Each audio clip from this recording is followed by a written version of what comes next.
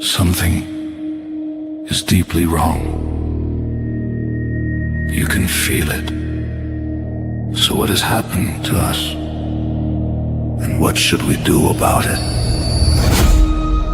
Join the Finding Gnosis show. It's an open panel for people trying to figure out what's really going on in this strange existence, and what we should be doing while we're here. Join us as we all find Gnosis together. Gnosis is knowledge. We need to find out what's going on. We need to find out what we should be doing. Chat soon on the Finding Gnosis show.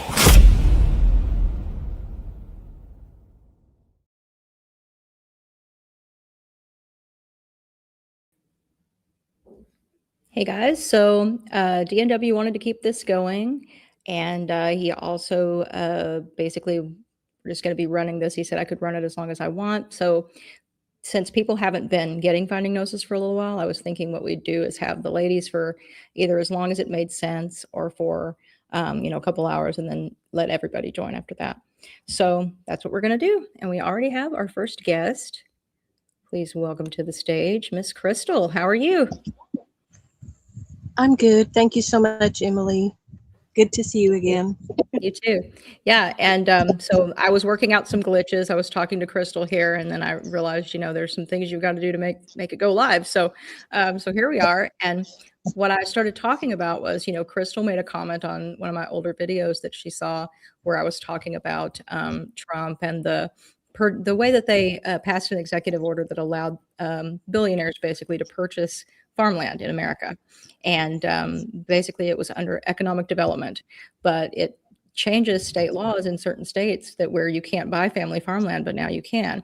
And this ties into, the corporate billionaire class and the way it ties into our healthcare system and all of these other kinds of things. So this is something Crystal understands a lot about.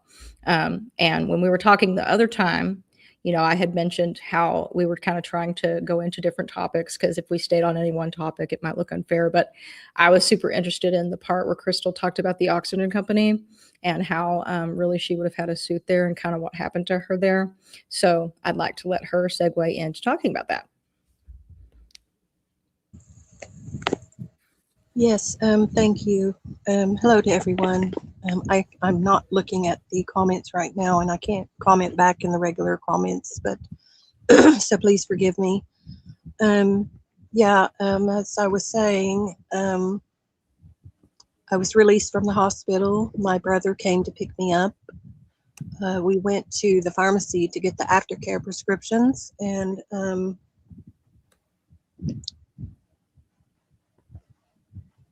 the hospital had called them in like hours before.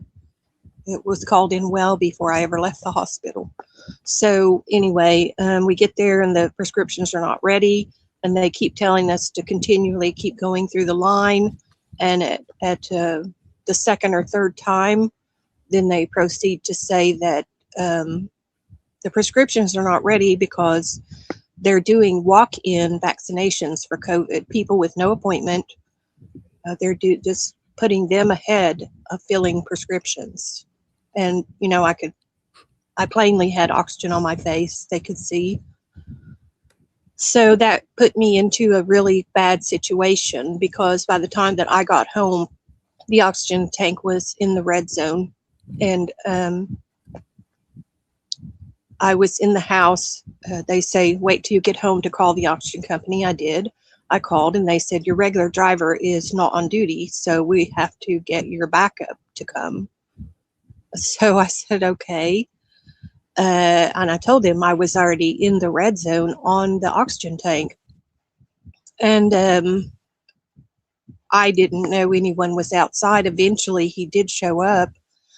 I heard someone mowing my yard. I opened the front door because I heard a mower, and it was my son. And then I happened to see that the oxygen van was outside, and I told my son, I'm running out of oxygen. I'm in the red zone. I'm literally in really bad shape. And he went and told the guy, and the guy told him, well, I'm doing paperwork. So he wouldn't even give up one tank.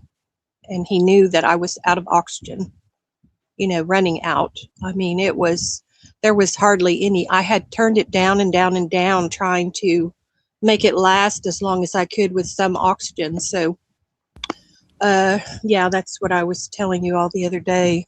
Mm-hmm. Once it got 65% oxygen saturation, I mean, I literally knew that I was in grave danger. Yeah. But that man did not care. And I, it made me worse than I already was to be deprived of oxygen within a few hours of leaving the hospital. Mm-hmm. So I got a horrendous, my head hurt so bad. My body was so starved of oxygen. And I literally had just my head felt like it was going to split open for about a week. So I waited a week before I called the pharmacy. I asked for the manager. I told her what they did. And I said, that was a very bad idea what you all did to me. And I told her, I said, you're lucky I don't sue you. And then I called the oxygen company and told them the same thing. You put me in a very bad situation. Of course, they were apologetic, but that doesn't erase what happened. So I didn't really, I had a lot of trouble with that oxygen company even after that. I mean, the regular guy would be supposed to show up with my oxygen, and he just wouldn't show up, and he wouldn't call me. Wow. I mean, just, thing after thing after thing happened. And if my son had not been here that day that I was released from the hospital, I just don't think I would have made it, because that man had no intention of coming in my house. He said that I was contagious, and I told the oxygen company, no, I was released from isolation a week before I was ever released from the hospital. I said I even had paperwork in my house that said I was not contagious.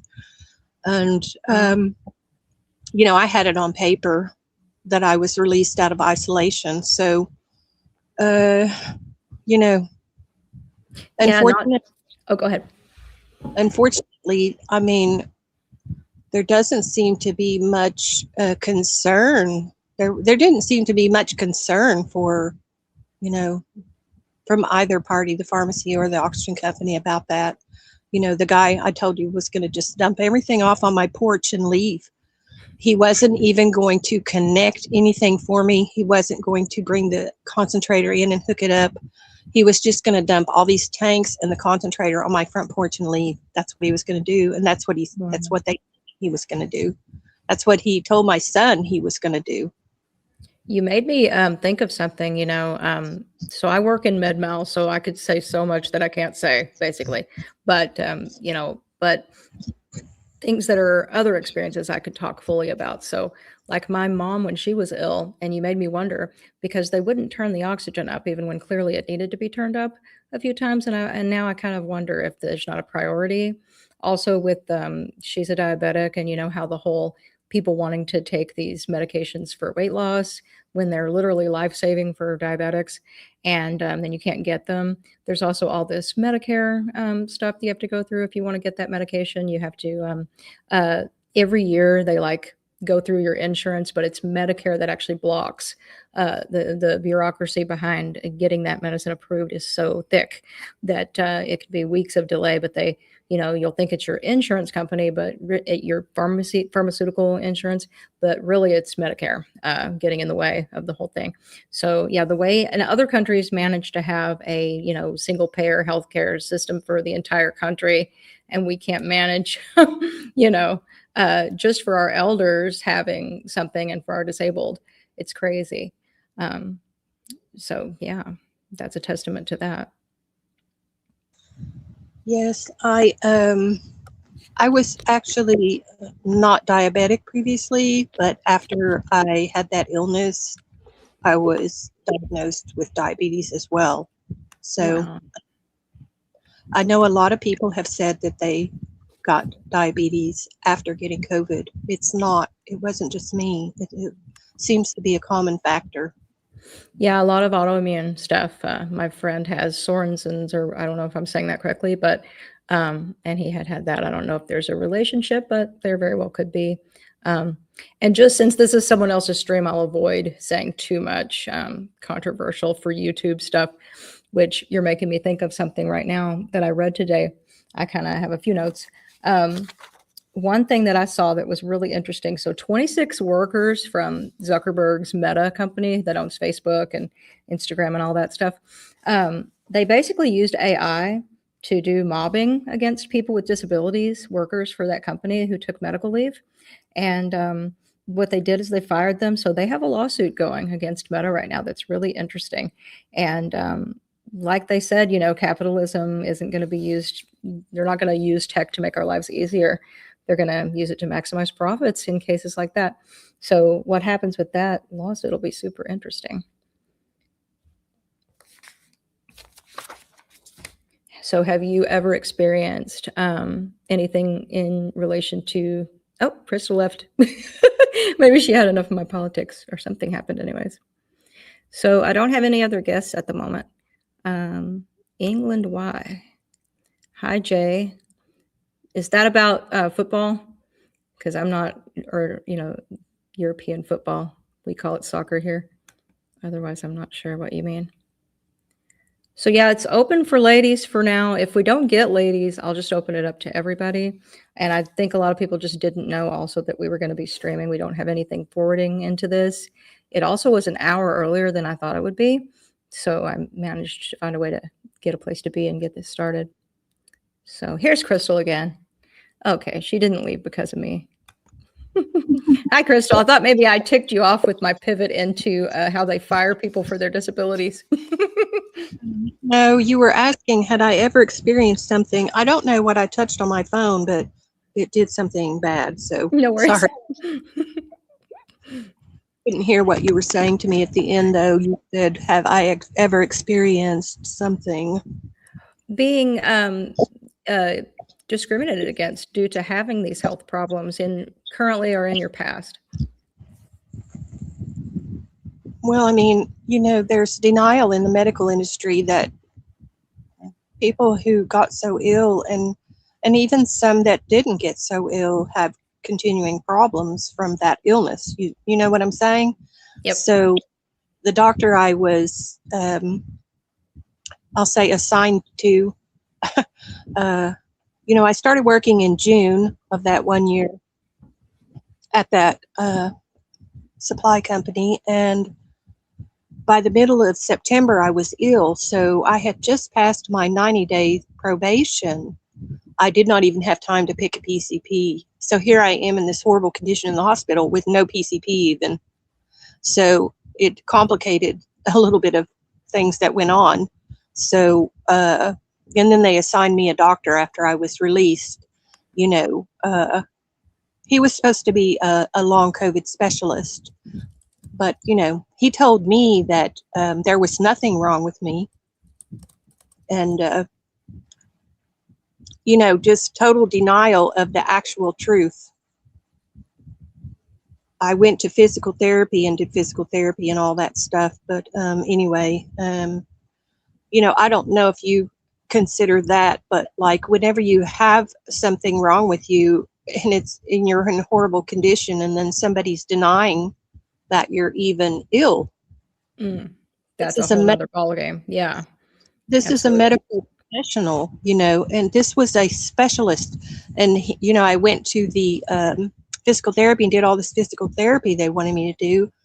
And then, of course, went back to him. And then, and he told me that all of his patients got cured.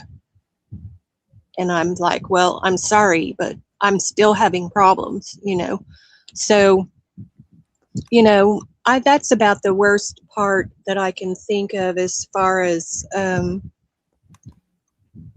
someone just not even acknowledging that you're in really bad condition and that, your body's been racked. I mean, it's just been wrecked from something, but most everyone else has been quite kind to me, in many ways. I have a good doctor now, and I'm very thankful for her. I'm glad too. Yeah, and that's just another example of, I've watched people working with terrible illnesses and so that they can keep their insurance. And I know I myself hobbled around on a halfway broken foot trying to hide.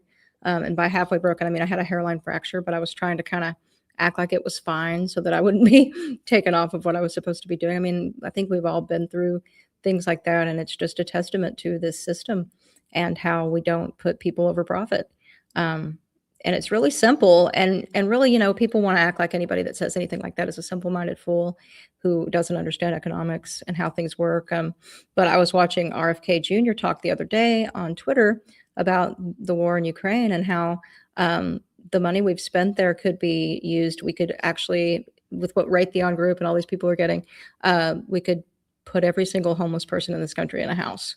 So this should make people very angry that anybody's hobbling around with a terminal illness instead of being able to, you know what, go take care of your illness, get well first. But we treat people like they're resources, and we treat resources like things that don't matter too. You know, you only have so much water. And that reminds me of something you said the other time you were on. We were talking about data centers, and was it you that mentioned something in your community? Yes, they're trying to build one across the river from me over in Sand Springs. You know, it's been published out that Google has put an additional, so I don't even know what the initial investment is, but Google has put an additional $9 billion with a B into Oklahoma because of the natural resources here. Wow. Imagine that this is what our water is prime going to go target to be. here. Yeah, that is so crazy. And, you know, funny you say that because I was looking at who the wealthiest people in the world were, because I hear people talking about that a lot. And what really got me was that under Elon Musk, the other two are Larry Page and Sergey Brin from Google Alphabet Company. So like the parent company of Google is Alphabet. Larry has 302 billion. Sergey has 279 billion. And what gets me about that is, of course, you know about my court case to deplatform and turn into wanted fugitives who are child harmers. And those are the people fighting people like me from doing that, even though we already have reporting duties in the U.S. Code pertaining to when you're really talking about real crime, not these gossipers on the internet, but where you have someone getting in a camera talking about doing things to a kid, and you have you know, a warrant for their arrest and the company's seen it, you know, that like real crime. And they're fighting, doing something about that because of the liability issues and the money and the reporting duties and the things that they don't want to have to be responsible for. And that's how they get to be 302 billion, 279 billion. You know, it's just so gross to me how they think they can use up all the water, you know, gobble up all the resources and turn a blind eye to every evil in the world. And what do they think the end results of this will be? Do they think about the end results? They talk about people who want a better world as if we're naive simpletons, and the things they're doing don't make any logical sense, you know? Well, you know, I mean, Google owns YouTube. It's, I think it's other entity, the Alphabet company that owns. And it amazes me that I see things on YouTube that are totally inappropriate, but yet then some of the people we know who stream or publish something just get clamped down on, you know. In our case, that's part of the case is there's these laws in California called anti-SLAPP laws, and they actually usually work in the opposite way, but you can work it the other way. But basically, if you go against a whistleblower and you discriminate against their content in a retaliatory manner. So because I'm talking about this, you are knocking my content down, and the person that it's about is being upheld, you know, especially if what they're doing is actually illegal. It's not just a matter of that they like it or don't like it, because as a private platform, they can kind of censor content however they want, unfortunately, except when it comes to crime and except when it comes to retaliating against whistleblowers on crime. So that's the interesting loophole here that makes it unlike any other situation. And they did that in our case with to the nth degree. You know, 20 videos hidden in the Netherlands for me, where the crime took place, 2 in Germany, where one of the criminals is from. And then you have large content creators like Vegan Gains. And the other content creators we got to cover the case, Crimes Anatomy, Victor's channel from the UK, he had to take preemptive measures to keep them from bothering his channel, which he did. They tried to come after him for copyright and everything else. And it seems like anything they want to do towards us works, or we have to work really hard to push back. I've gotten some things I've pushed back and won. But yeah, Robert Kennedy, you know, like what you talk about with your health situation, he had his entire channel taken down. And obviously that man wasn't doing anything illegal. He was just doing something unpopular. So they're real punitive when it comes to things that, you know, line the pockets of certain companies, certain pharma companies, for example. And they're not so punitive when it comes to things that are like, you can't even believe what you're seeing, you know? Yes, I mean, like, oh my gosh, I've just seen so much inappropriate things. For sure. I know you were talking about, you know, the baby daughter of the degenerate reprobate psycho guy. Yeah. You know, I mean, that's a grave concern. A while back, I don't know if you saw that one, but I'm thinking the baby's name was Dominic, if I'm thinking correctly. I don't know. I'll have to look for it and maybe send it to you later. But this man and man who were married adopted a baby that was taken away from its mother. And the baby was, I think it was about 10 months old when they adopted it. And, you know, within, I'm thinking it was like 4 months, Emily, 4 months, and the baby was dead. And it was just so heart-wrenching and heartbreaking. I mean, I was like, this is unbelievable. Yeah, and there's other things too. Yeah. Oh, go ahead. I'm sorry. Do you know of that case that I'm speaking of? I don't, but I've heard so many similar ones. Did you want to tell more about that one? Everything was ignored because of the who the parents were, that it was too many, you know, all of the there was many times the child had been taken to the hospital, you know, and we're talking, this child was CSA. Yeah. Oh. Just so you know. Yep. And he was brutalized so badly. His body was just in such bad condition, and so many things were done to him that he started having seizures, Emily. And this was a happy, healthy, beautiful baby boy. So, I mean, our world is just so backwards. It's just, I mean, and you saying like that reminds me of like, I had a friend one time telling me, you know, oh, you remind me of my wife. You should go to work in for CPS or something. And I was like, no way would I, you know, want to come home every day after seeing all these harrowing stories. So I never would have dreamed I'd actually be looking at a case involving this kind of stuff. Because just you telling me that, you know, it's so horrible. It's the furthest end of horrible. And someone said that, they said some of these satanic groups, I guess there are a few that really do exist, their big thing is hurting children because they think a child is the closest thing to God. So corrupting or doing something extremely evil or damaging to a child is like the pinnacle of their thing that they want to do in the world. It's so gross and horrible.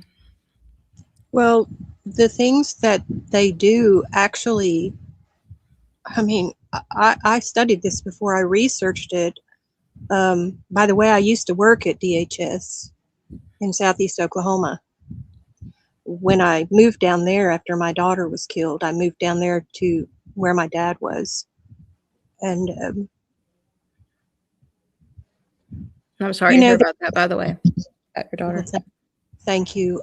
There's not much down there. I don't want to talk about that right now, if you don't want.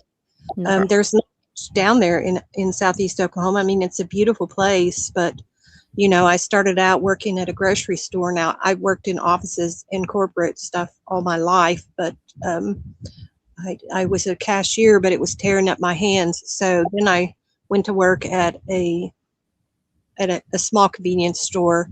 But then I went and signed up with the state, because you can go take tests and be ranked for state jobs. So I ended up working at the Department of Human Services. So I was, helping people to get any kind of services that they needed. But that was just so, the county director was just so power hungry, and it was just a whole situation within itself to even work in this. It was LaFleur County, a small rural area state office. So after 3 years, I actually resigned and moved back to here. But one of my jobs that I got, just so you know, later on was working for a carbon fiber company. Now, that carbon fiber company, they made custom fiber products for everyone. We're talking about SpaceX, Bigelow, American Airlines, Skunk Works, the Army, Redstone. It's the who's who of what's in the air above us and what's on the ground. So it was working there, though, that I became awake to what was actually going on in the world, So I am thankful for that, but that started out a very good place to work. It was run by people over in the UK. The board was over there and everything, and it was just a really family-oriented place. But it got sold out to Cytec, the people who made cyanamide and Roundup and GMO'd our seeds, and you name it, they did it. That's who bought the company. And then it got sold again. It just kept getting sold out over and over and over. And the last company that bought it was Solvay. And I had no idea that Solvay was an actual surname. So you're really going to love this, not, but it just kept getting worse and worse there. Every boss that I got was worse and worse. It just became almost impossible to work there. So I one day my boss called me into the conference room and was reaming me out. And I'd just been to the dentist, so I was not in very good condition. And so I had already decided that I was going to resign. I just didn't know when. I already had my resignation typed out. So when she did that to me, I just went back to my desk and put my name on the bottom of it and went to her office and handed it to her and gave her my 2 weeks. I had worked at this company for 10 years, Emily. Wow. I had worked my way up, fairly high in the department I was in. I was paid very well for what I was doing, but it just wasn't worth the money to me to continue to be here. And I had a lot of, I do even now still have a lot of books and everything on my phone. One of the books that I had on my phone was called The Hidden World. And about 4 or 5, 6 months after I had resigned and was no longer working there, I was on my phone and I pulled that book up and I started flipping through that book, just with my finger on my phone. And then I saw the word Solvay and I was like, whoa, wait a minute. So I scooted back and started reading about it. And it was talking about the Solvay Castle over in Belgium. And then, all this stuff starts dinging in my head. And I'm like, that's a surname. I had no idea. I just thought they, that some kind of soul like the sun, blah, blah, blah. So I'm reading this book and I see it starts talking about the ex-children.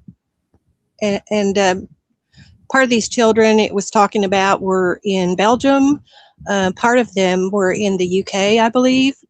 And it started talking about the ex-children, and it was doing that because this book didn't want to say the names of the children. So I got on the internet because I already had some education about what was going on, right, to the children. I already had an awareness of that and some knowledge, and I'd already researched it. That's why I don't research and do that stuff anymore. I can't take looking at it. But So I see that it's talking about the castle. Now, all these castles that are all over the place, they do hunting parties, and they don't look for animals. They look for you know what. Mm. So they literally take the clothes off of them and make them run for their life. It's pathetic. It's so pathetic. So when I bring this and I see that it's saying the Solvay family didn't own the castle anymore, it had been sold or whatever.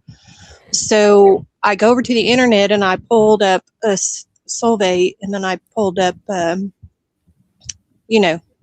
CSA spelled out. And lo and behold, a website came up, and it's talking about how board members of that company are involved in it. Wow. And that site actually named the names of the ex-children and told what was done to them. And I mean, I just about came unglued, Emily, because I worked, well, for a short time. Of course, it didn't last long because I knew something just wasn't right there. I just couldn't stay there anymore. But I was just so horrified that that's even beyond. That led to that. You know what I'm saying? Mm-hmm. That led to that. And I was so thankful that I wasn't there anymore, even though I've had hardships since then because I'm not making all these big bucks. But, I'm just, because, my soul is not for sale. So. It's funny that you say that because I had an opportunity to do at an interim when I was unemployed. I had worked from home, which I did like. I was a case manager, and I helped with landlord-tenant law, helping people stay in their houses. We got the RONA funds, but we also got federal funds later to help people. Since the economic effect of everything was so large, we got more funding to help people for longer. So it ended up being 12 months of help, but we eventually ran out of funds. And so they had these state jobs. They were going to kind of usher us in to be the first ones to get it. And I remember feeling extremely weird there, and it was a state job like what you're talking about. I just did not want to be there at all. And I thought, am I stupid? They were going to let us do it remotely even. And before we even got to go remote, I was just like, nope. And I kind of had a moment like what you're talking about. I wrote a letter, and I was almost in a hysterical thing of, let me get out of here before I'm locked into this job. I don't want it.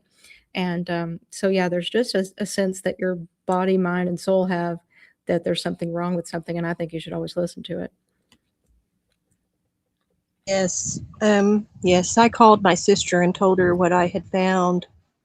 And she said, but you didn't know that when you quit. I said, no, but I knew something wasn't right. It was just becoming so awful to be there, And, it's funny how that one book led me down that path of finding out who those people are. And it's my understanding that Belgium is inundated with that going on. It's supposed to be a very common place for that kind of abuse to go on there. And, my mentor that I told you,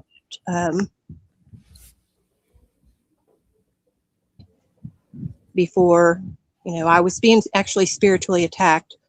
And he was the only one on this planet who helped me. That mentor of mine who's written all those books. I talked to him about and told him what happened, and mentioned Belgium to him and how that was the main headquarters of Solvay, was in Belgium. And he said, "Oh my gosh," he said, "Belgium is one of the worst places." I mean, that website said that 14 people in one town had abused one child, 14 different people.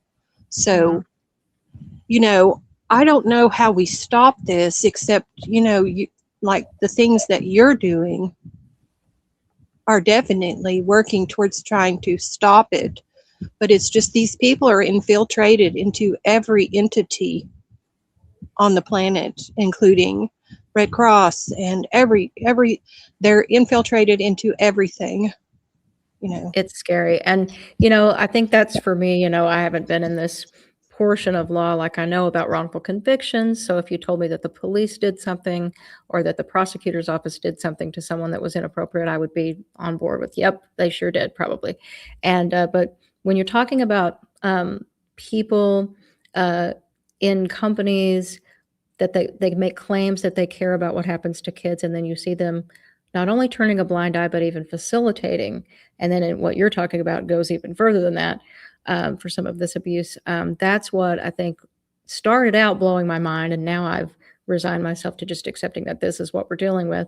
But it is hard to deal with, and what we're trying to do now, because we already have law on the books, but we don't have any landmark cases. So that's what mine is trying to be. But if it does not end up being that, then we are trying to pass certain new acts to further make the point that, you already have in U.S. code, it's saying that if it's child abuse, you have to turn the person into the NCMEC, meaning a private company has that duty if they know, and they can't make money off of it.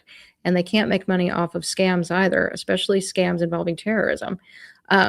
But now we're further, like the ECHO Act will make it where that reporting duty is expressly stated in another portion of that same part of 18 U.S. code. And then you have about 4 or 5 other acts that I didn't even know about that they're trying to pass as well. So coming in the fall with those human rights conferences, there's one that's going on in the summer, but then the bigger one will be in the fall. And it incorporates everything, including war, because in war you have situations where, it's very easy to go in and get a hold of kids when everything is chaotic. And so that's a very bad human trafficking situation. And now we have worldwide war all over the world right now. So, yeah. Yeah. Who was that recently had the earthquake? Was it Venezuela? Venezuela, yep. See, I've already heard that there are children missing from there. Exactly. That disappeared after that disaster. Exactly. And they even said they thought the earthquake could be, and I don't know if this is accurate or not, but with the manipulation of the weather and whatnot, could you orchestrate a natural disaster in an effort to steal land, take kids, take homes? Who knows? Maybe.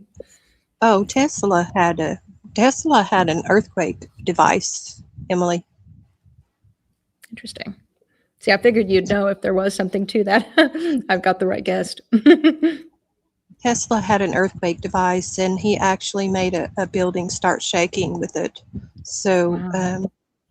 I think that he had so much brilliancy and, so much knowledge and wisdom. However he got it, some people say it was given to him by like E.T. or something. But then Trump's uncle came and took all of his stuff after he passed away. Now check this out, Crystal. Look at this funny comment. I can't tell if we're talking politics or if I'm getting lectured for forgetting the canned peaches. It all just sounds like a box fan to me. Now, we've had one of the most, to me, nuanced and intelligent conversations I've heard in a while. Not that we talked about everything in the world one could talk about, but, we're touching on a lot of different things. So I think maybe you're hearing what you want to hear there, late show. Okay, yeah.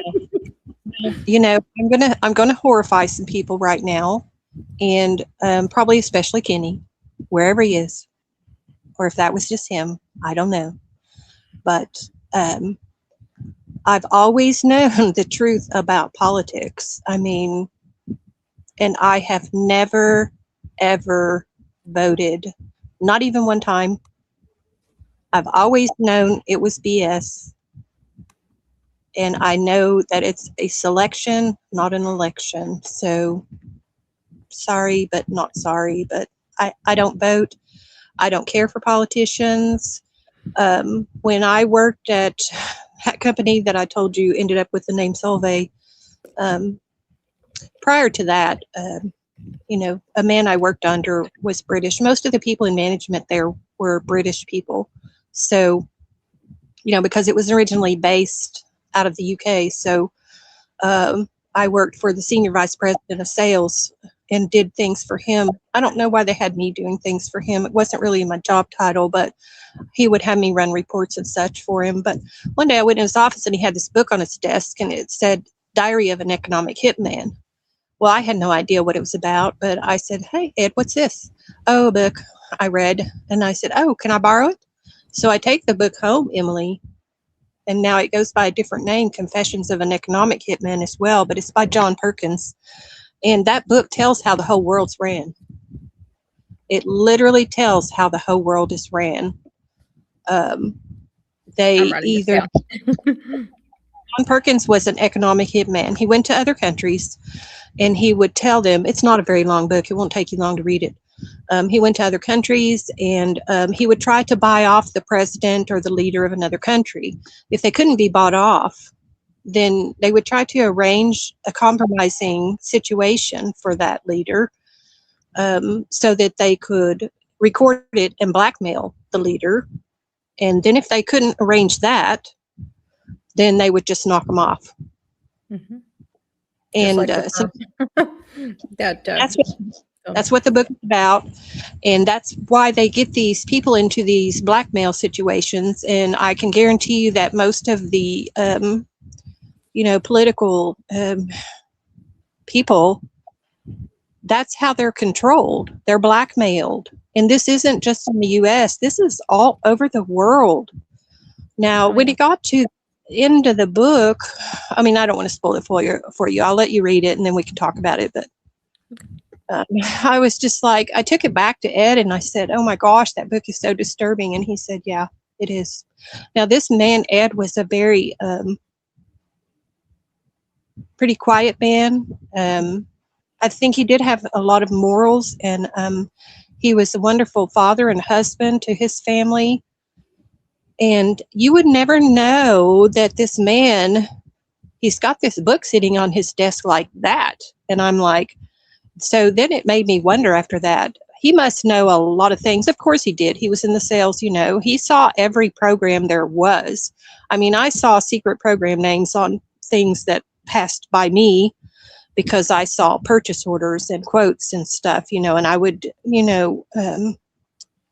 have situations where I was talking one-on-one with a customer, but, and I told you who the customers were. They were the who's who of this planet, in the United States, should I say, the who's who of who's here. Mm-hmm. So, yeah, I'm sure Ed had so much secret knowledge that it was probably pathetic, but he was a wonderfully nice man, and I don't think there was anything untoward about him. But yeah, it is amazing sometimes when you know what someone knows and they're kind of humble about it, and not that they're being secretive, but they just don't go around sharing how much they could share. Yeah. And it's funny because you put a good segue into something that happened, of course, recently, Lindsey Graham's death. Alexander Dugin, he made several comments along the way on Twitter. He's an advisor to Putin, and he was often saying, and I'm not a Lindsey Graham fan, by the way, but I do think it's interesting when people are taken out. I'm not a fan of doing that with people, but if that's what happened. And of course, he's an older man, probably with some issues with his arteries, so it would be easy to say that he also could have had an attack. But Dugin was talking about him dying or being killed many times on social media. And also, he was inspecting I wrote a note here somewhere. Let's see. He inspected a drone factory in Ukraine, and it was blown up literally like the day after he died. And his death's a little odd. Then Trump, all of a sudden, when the FBI was looking into it, says that they're wasting their time. I think it's interesting that you wouldn't, at least considering that Russia has a history of this, want to do a proper investigation. Well, the FBI was at the place where he died. It's been shown now. They've gone and collected evidence. Now, if he died of a natural cause, then why are they in there collecting sacks of evidence? And also telling us that he had an illness, that he got struck suddenly got ill. That's a funny thing to release to the public. They know they're releasing information to the public, and then it doesn't match up with a heart attack. So it's odd. It's just odd, to say the least.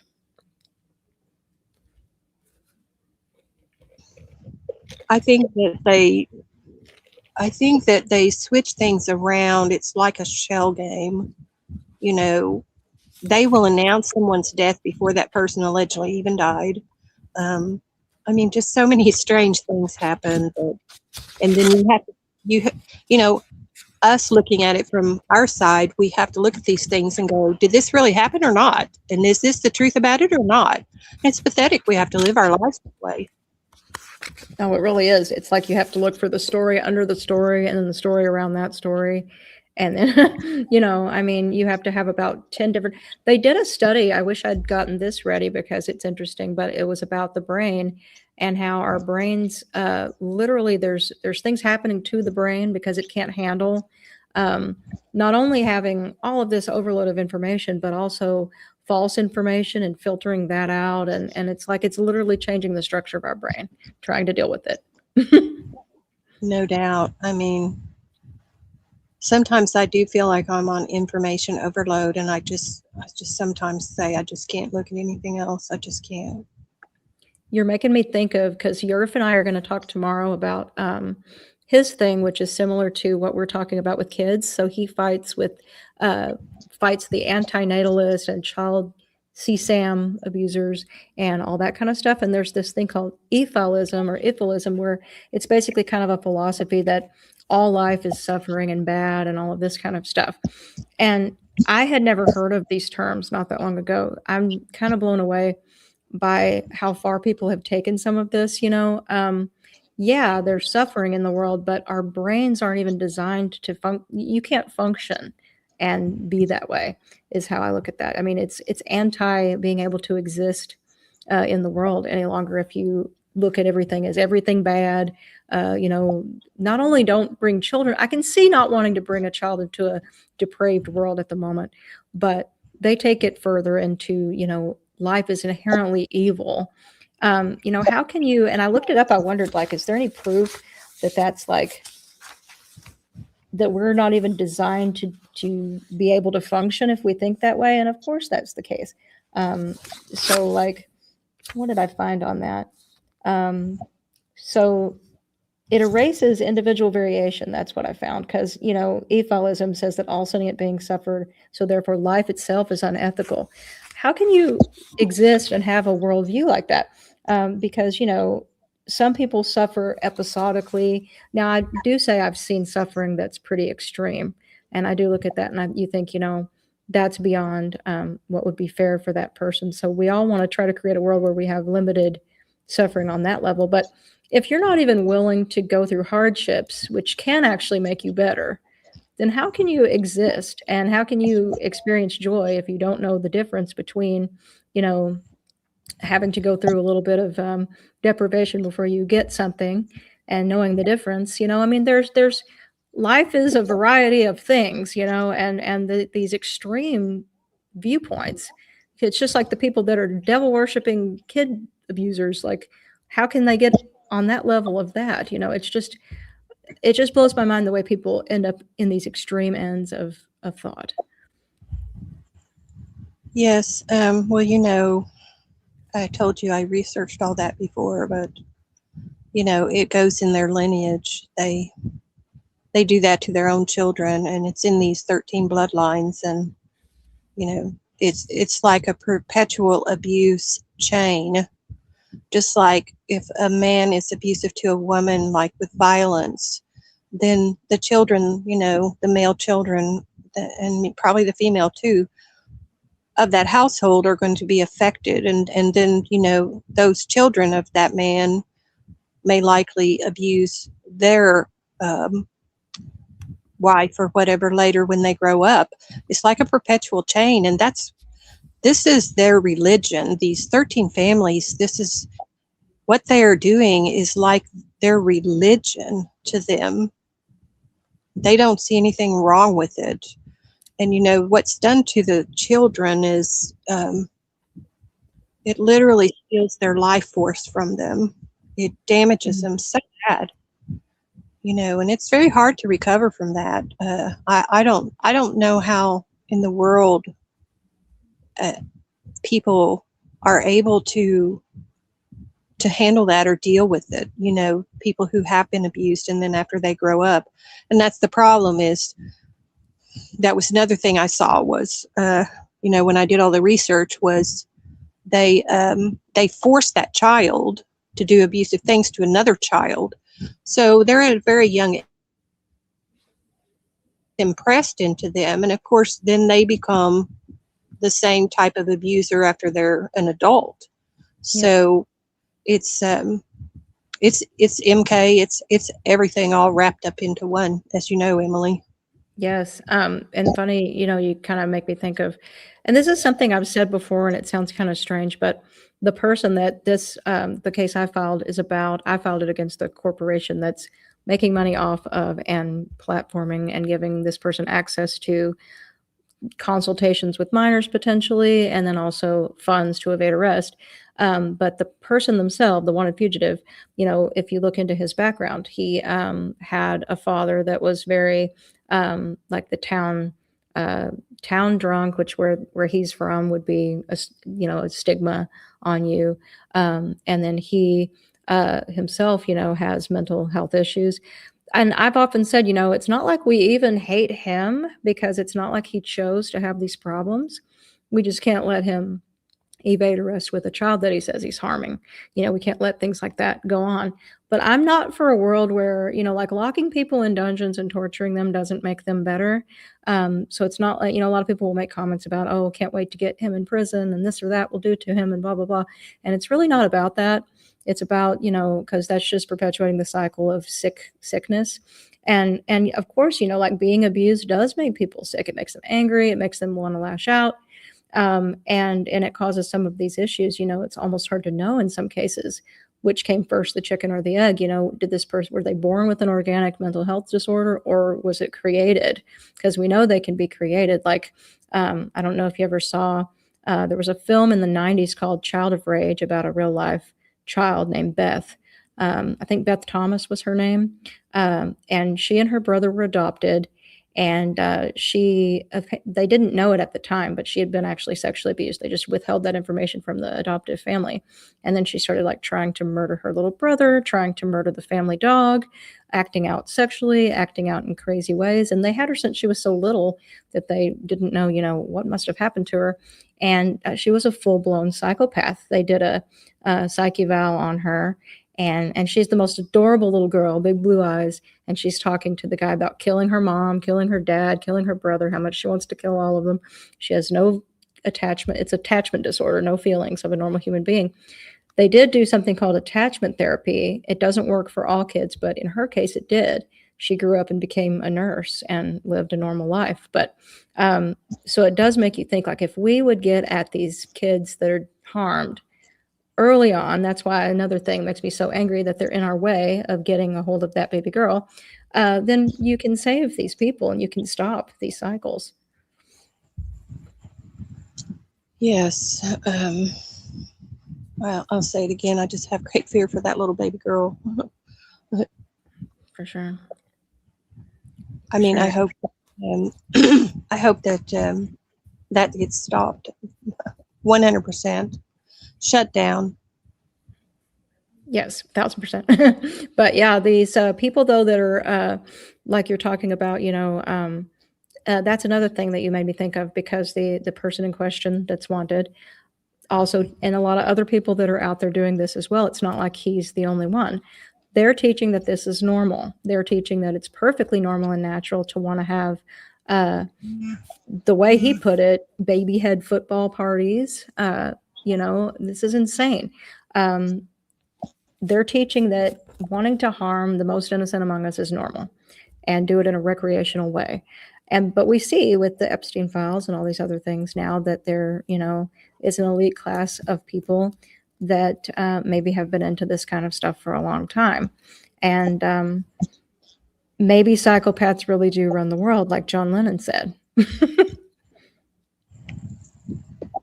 Yeah, once you read that book, you'll see what I mean. It literally says the whole world is fashioned this way. And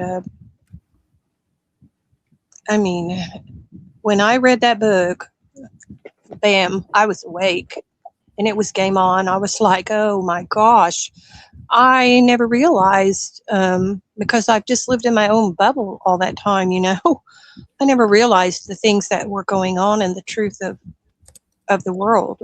So it was quite a shock to me. But I mean, you know, once you know these things, you can never unknow them. Yep. Yep. And it's a pretty dark topic. Like for me, I didn't even realize how much it affects you until you talk to other people about it, and then you can see them, just like they're like horrified, and they and they're like, wow, that's upsetting, and then you realize I'm reading this for hours, and you know and a lot of people, I think, go through life like the things you experienced with your health crisis. It's almost like a very severe trauma, seeing certain things in the world and how they really operate. Like military people go through their, I'm sure, kind of trauma, um, and um, and we know about that. We know obviously someone that went to Vietnam or Afghanistan, and they saw terrible things take place, or they themselves were forced to participate in terrible things. They're going to be traumatized by that. But people are traumatized in regular jobs. People are traumatized that work in a hospital. People are traumatized that work in a school. There's all kinds of trauma out here, and it's not really labeled as such. I think a lot of people are out here trying to deal with their own trauma. Yes. Yeah, I've had a lot of trauma, but, I know mine really pales in comparison to what happens to children, honestly. I mean, most of the trauma I endured was as an adult. So, like I told you, they force these little kids to do things to other kids. And I mean, they threaten them. They say, we're going to kill your mom if you don't do this. We're going to, whatever. So it was definitely a rude awakening for me to see what was going on. And then as I'm working at this place, and this is like a carbon fiber company now. So we're talking, Elon's rockets, we're talking drones, everything that could be used to harm people. And so I'm working at this place, and I'm thinking about the consequences of the materials there that are what they're being placed into and what's being done with them. And about that time was whenever they started taking those drones and bombing, places and killing innocent people with the drones. That was whenever it just totally hit home with me. I was like, I just can't participate in this anymore. I don't want to be a part of, manufactured products that are, killing people. You think about, being patriotic and America defending itself and this and that. That's one thing. But then we see where, the whole war game, it's just, Yeah, one for country, sure. yeah, one country will like finance both sides of the war mongers. I mean, so much stuff goes on that people don't realize what's going on in the background. Yeah, and I was talking to a friend about this a little while back, because any job almost you could look at that way. It's almost like any of them contribute to some aspect of this nightmare, but some are worse than others. Obviously, if you're directly contributing to the creation of something that ends life, that's going to be in the forefront of your mind if you're a certain type of person. But it is really hard to pull away from the system and be self-sustaining enough that you're not contributing to something that you have a problem with. You know what I mean? Yeah. Well, it is. It's enmeshed in everything, but You go to the store and you're like, okay, this shirt was made in Bangladesh, probably by kids. And then you go to and then you go to work, and like, no matter where you work, there's some aspect of wrongdoing. And yeah, it's really, really hard. Some people have managed to um, pull away quite a bit. I'm kind of impressed, and not even fully off grid, but even within, the framework of being sort of in the city, but off to yourself in terms of self-sustaining economically. Like they've carved out a way to make a living. They kind of reuse things and buy from other people, thrift and whatnot. And so they're really not contributing to buying these slave-made clothes. And like some people have done a good job of that. yeah, my mentor actually early on moved to Costa Rica. and he ended up marrying a tribal elder over there. And so he built earthbag houses on a mountain where the tribe lives. So um, he's not totally off grid, but that's a self-sustaining place where he is because food is grown on that mountain and everything else. Now there are some aspects that are not so great about it. There's a criminal element on the mountain, but they leave him and his family alone. But I'm just grateful to even know him because he has helped me so much, when other people just totally could have cared less. So Does he help you with medicinal things too? no. It's more spiritual stuff. He has a lot of spiritual knowledge. So, and he actually wrote a book about a super soldier, so to speak.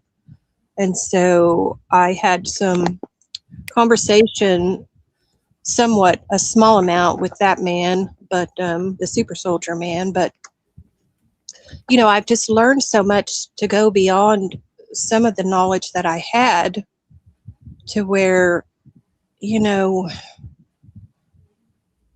it makes me think about things more than I ever did before. Just like, I think I told you I'm a Reiki master. And then, both my mentor and the super soldier were saying, you shouldn't do that because then you take on the karma of whoever it is that's ill. And, they were talking about people getting paid for doing Reiki. And I said, well, I've never taken a penny for that. I've just always done it to help people. It wasn't a business to me. Some people do make a business out of it, but in any case, I'm telling you, he helped me at a time whenever no one else on this planet did. No one, not even the people that I thought would be there for me were there for me. So I'm just thankful and grateful that I do know him because he knows how this world is ran and he's very graphic and blunt about it. He makes no bones about what goes on in this world. That's what I was going to ask you is he aware? Because a lot of times, a lot of spiritual seeker type people, I find that they sometimes are very aware of politics and others not so much. I wondered that. Oh, he's very aware of everything. He imparts some information that people would, I mean, like, he probably imparts some information that he probably shouldn't, but no, he knows when to draw the line about what he knows. He knows so much stuff, but he only shares a certain amount of it because I don't think people could take it. We just live in a world that is so asleep, just so asleep. But then I talk to people like you, and not only are you not asleep, but it's funny too because you can meet people and you know that they know, you'll talk to them about one thing, but then they know the whole web of things, and you're like, okay, this person gets it, and it's always so exciting. And it happens online sometimes in certain spaces, maybe more than it does even in real life. But occasionally it happens in real life. Yeah, the super soldier person connected me. He started mentioning certain books to be read and, things like that. So that's why I started studying Satmat, Retta Sayomi, because of that, plus the mentor who's the author. So they both led me in a direction that actually kind of increased some of my knowledge. And, I mean, you get into the child abuse, and supposedly we people incarnate, and their life is how their karma and what they desired when they incarnated is what they wanted.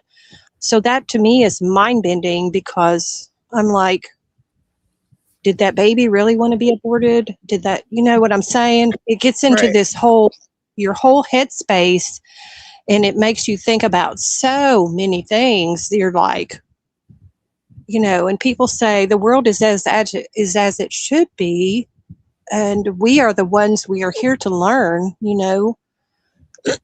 but it does bend your brain to think that someone pre-planned to be abused, or someone pre-planned this or that. And it's like, sometimes I question that. I do. Yeah, I can't wrap my mind around that either. But I do think there's something weird and funny. D&W was talking with me about this, because one thing that always kept me, even, I was pretty much an atheist for a long time, but always with, it's so weird, but Jesus leanings. I would even say that to my atheist friends. Like, I have a mind full of Jesus because that's what I grew up with, right? But I kind of had reconciled that with myself, that, hey, there's probably nothing to it. And then you do think about things in your life like predictive dreams. That would be one thing. So I've had those, predictive dreams, and you think, well, how in the world would I have a predictive dream and then have the thing happen if there's not, some ability to impart knowledge that's not there, because it didn't happen yet. But then D&W pointed out that time doesn't always operate maybe the way we think it does. And that totally messed up my ability to fully understand what I think that is now, because there's so much that we don't understand,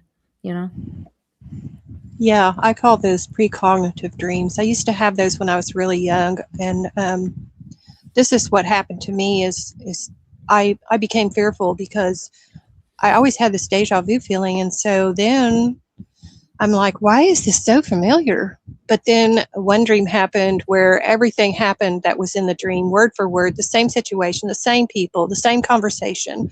And then I knew that I had dreamed that prior to it happening. And it caused me to put up a wall. And so I had this wall up against any abilities. You see what I'm saying? Mm-hmm. I had no guidance. You're talking about a teenager here who's experiencing all these things and has no guidance. So I put up a wall, and I kept that wall up for way into my adulthood. So Yeah. Yeah, that makes sense. Because also you always think sometimes, well, what was the point of me understanding that if I didn't know what to do with it also? Which does make me think that, how native cultures have shamans, and then people that they have people guiding them through the process of understanding these things. So maybe there's a purpose to that. yeah, that's why I think I appreciate the guidance that I get now from the one. Yeah. Yeah. Sorry, For a me, call. oh, no, no, for me, I had, I've also had, sometimes I think, you're not sure if there's anything to it or not, but you'll have a dream or something where it could just be your subconscious mind telling you something. You're not sure if it's a little bit deeper than that. But like I had one about, since you're familiar with my case, my old house that I used to live in had the back of the house dead ended. There was like a master bedroom bathroom in the back. So in the dream, Diane had hidden in this back bathroom, and the fugitive was between myself and herself, and she would have had nowhere to run if he looked at her. So I was trying to keep his focus on me, and I thought, man, this is such an obvious subconscious thing of we all of us trying to help her, or trying to get his attention towards us, so it takes it off of her, is almost part of what the effort has been about, So it is, some of our dreams are just subconscious thoughts, and some are a little bit deeper than that. Yeah, I mean, that is definitely significant and symbolic, Emily. Yeah.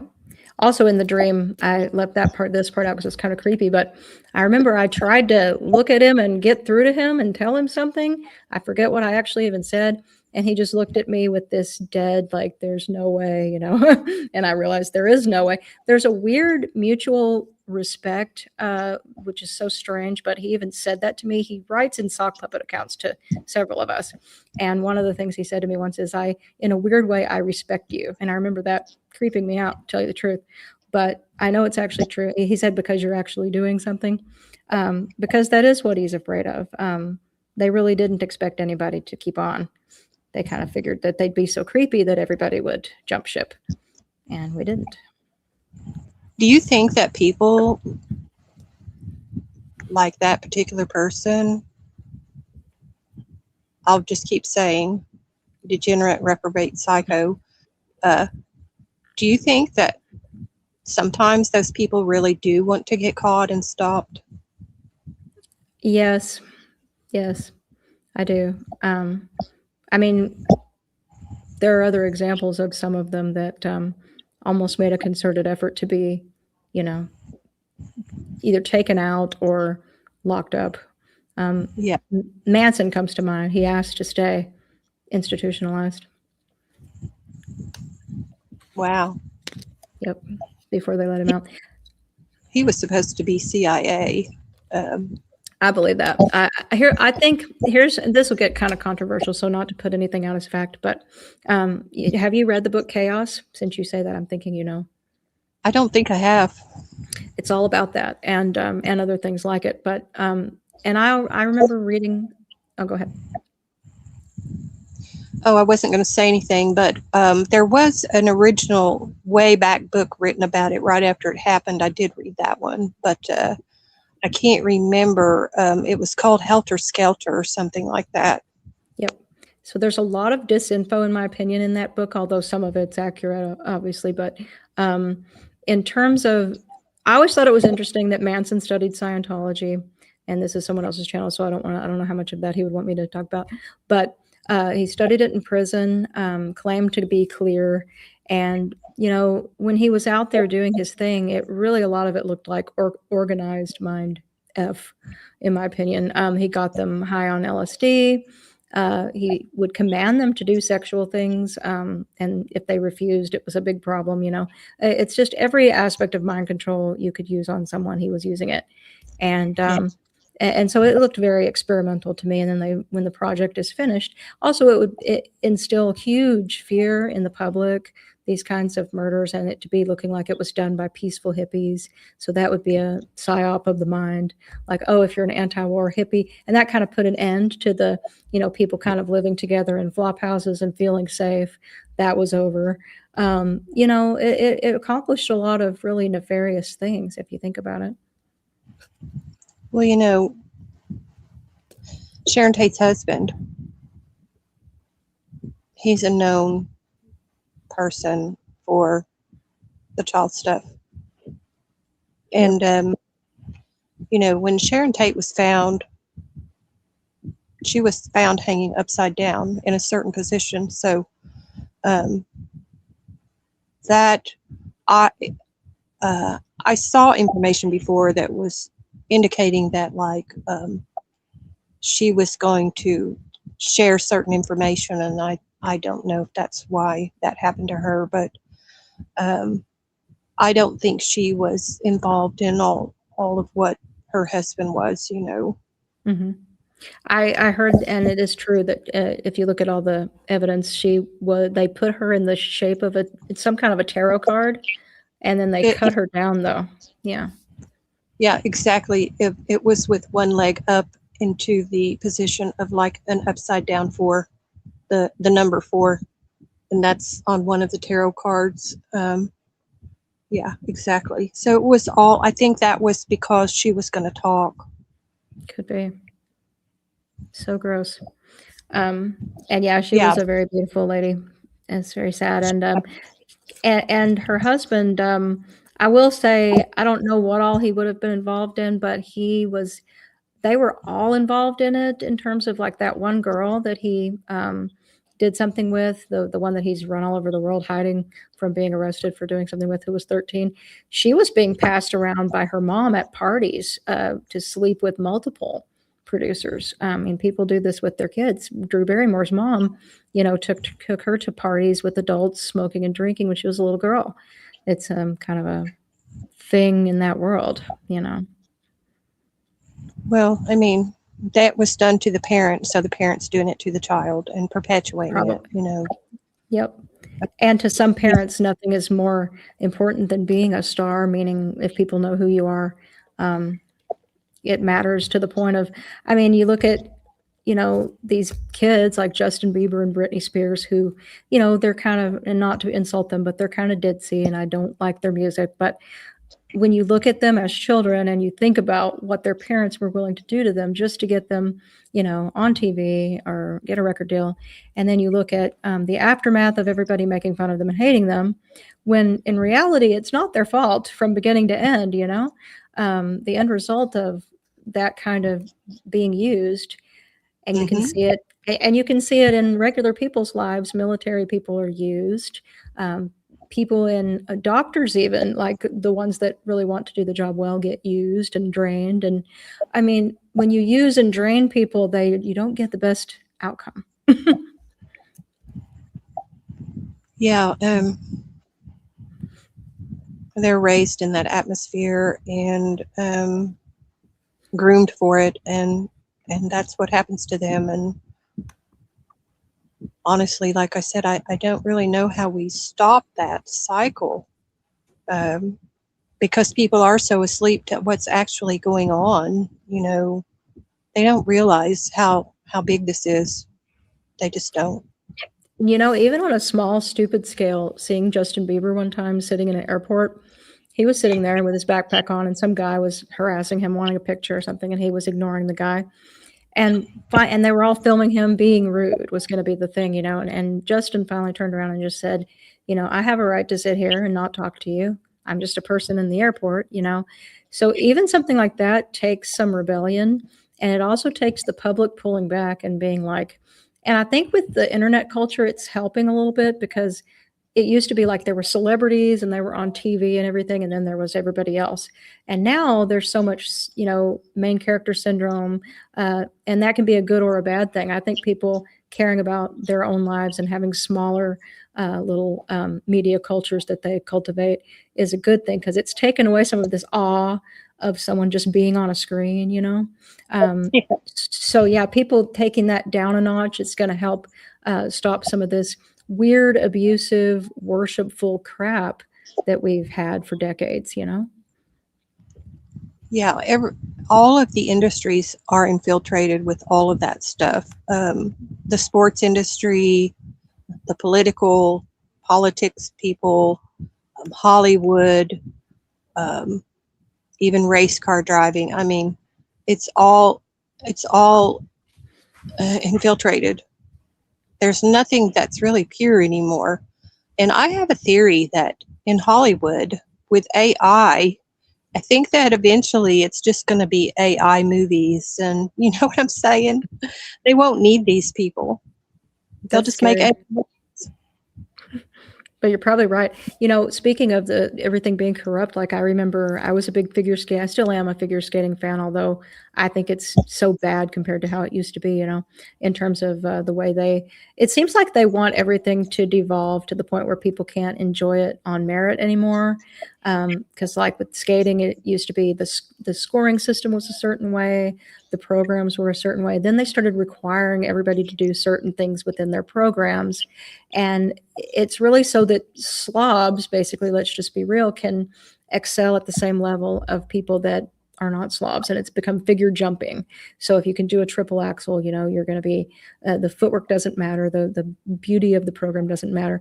Like it's devolving everything. So to me, it's not enjoyable anymore because of that. But if they would just bring back some of the old way of thinking, it would totally transform everything. But even back when it was good, they cheated. So you would find out, there was a block of countries that would vote with each other. And, I remember when I was a kid learning that, oh, my favorite sport, they're cheating. Like, one Russian pair skating team, for example, that you love might deserve to win. So when they win, you don't notice it. But then when someone that's not good and fell is winning, you're like, okay, something is wrong here. How come they're getting these scores? And the Grammys is another example. I remember seeing one of my favorite bands that had a great album, I think it was REM at the time, losing to some just horrible album. And I mean, music is subjective, but I thought there's just no way this makes any sense. And you realize, oh, the Grammys are rigged. So, it's like it's demoralizing when you realize nothing really matters that you do, because it's already been decided by somebody else for some other reason. And it's hard to stay ethical and excited about things in a world like that, Yeah, about really the only thing that we can control is what our lives and what's around us. I mean, because we know that everything it's just a script. It's already scripted as to how it's going to be, Mm-hmm. Yeah, and I think it's funny because I was talking about education stuff the other day, and how there was this program. I need to look it up so I can talk about it properly. Because if Alyssa wants to ever come on and talk about it, that would be another aspect. In America, I don't know if they did it in other countries, but they went around and they had a program, and this lady that was part of it talked about it. And this is legit. She's not just some lady saying something. She's a known, like her role in education is known and documented. And the person trotting her out was a teacher of the year, known man named John Taylor Gatto. So these are real people. And this program, they went around to schools kind of experimenting basically on kids. So they would kind of figure out like which kid is a whistleblower type and which kid is sensitive and which kid is this or that. And then they would do different things to different kids to see what the outcome is. Well, if we mess with this super sensitive kid, what happens? If we do this with this kid, what happens? And try to see what outcome they can get. And this is very sick, monkeying around with people. So that's another thing is it's funny how people can overcome that kind of stuff that's been done to them and flip the script, and they don't always expect. But I think nature finds a way and people find a way to do that. They do seek out gifted children. Children who have a little more awareness or abilities or whatever they do. They seek them out in the schools. What was that program called? I want to say Gateway, but I'm not sure if that was the name of it or not. But they would go to schools and give the children hearing tests. And, I remember having one myself. Oh, yeah. I don't know if it was because they were trying to see if you could hear a certain frequency that other children could not hear. But, and then those children were pulled aside and done something different was done with them. Wow. At Yeah. regular school. Yeah, very well could be that.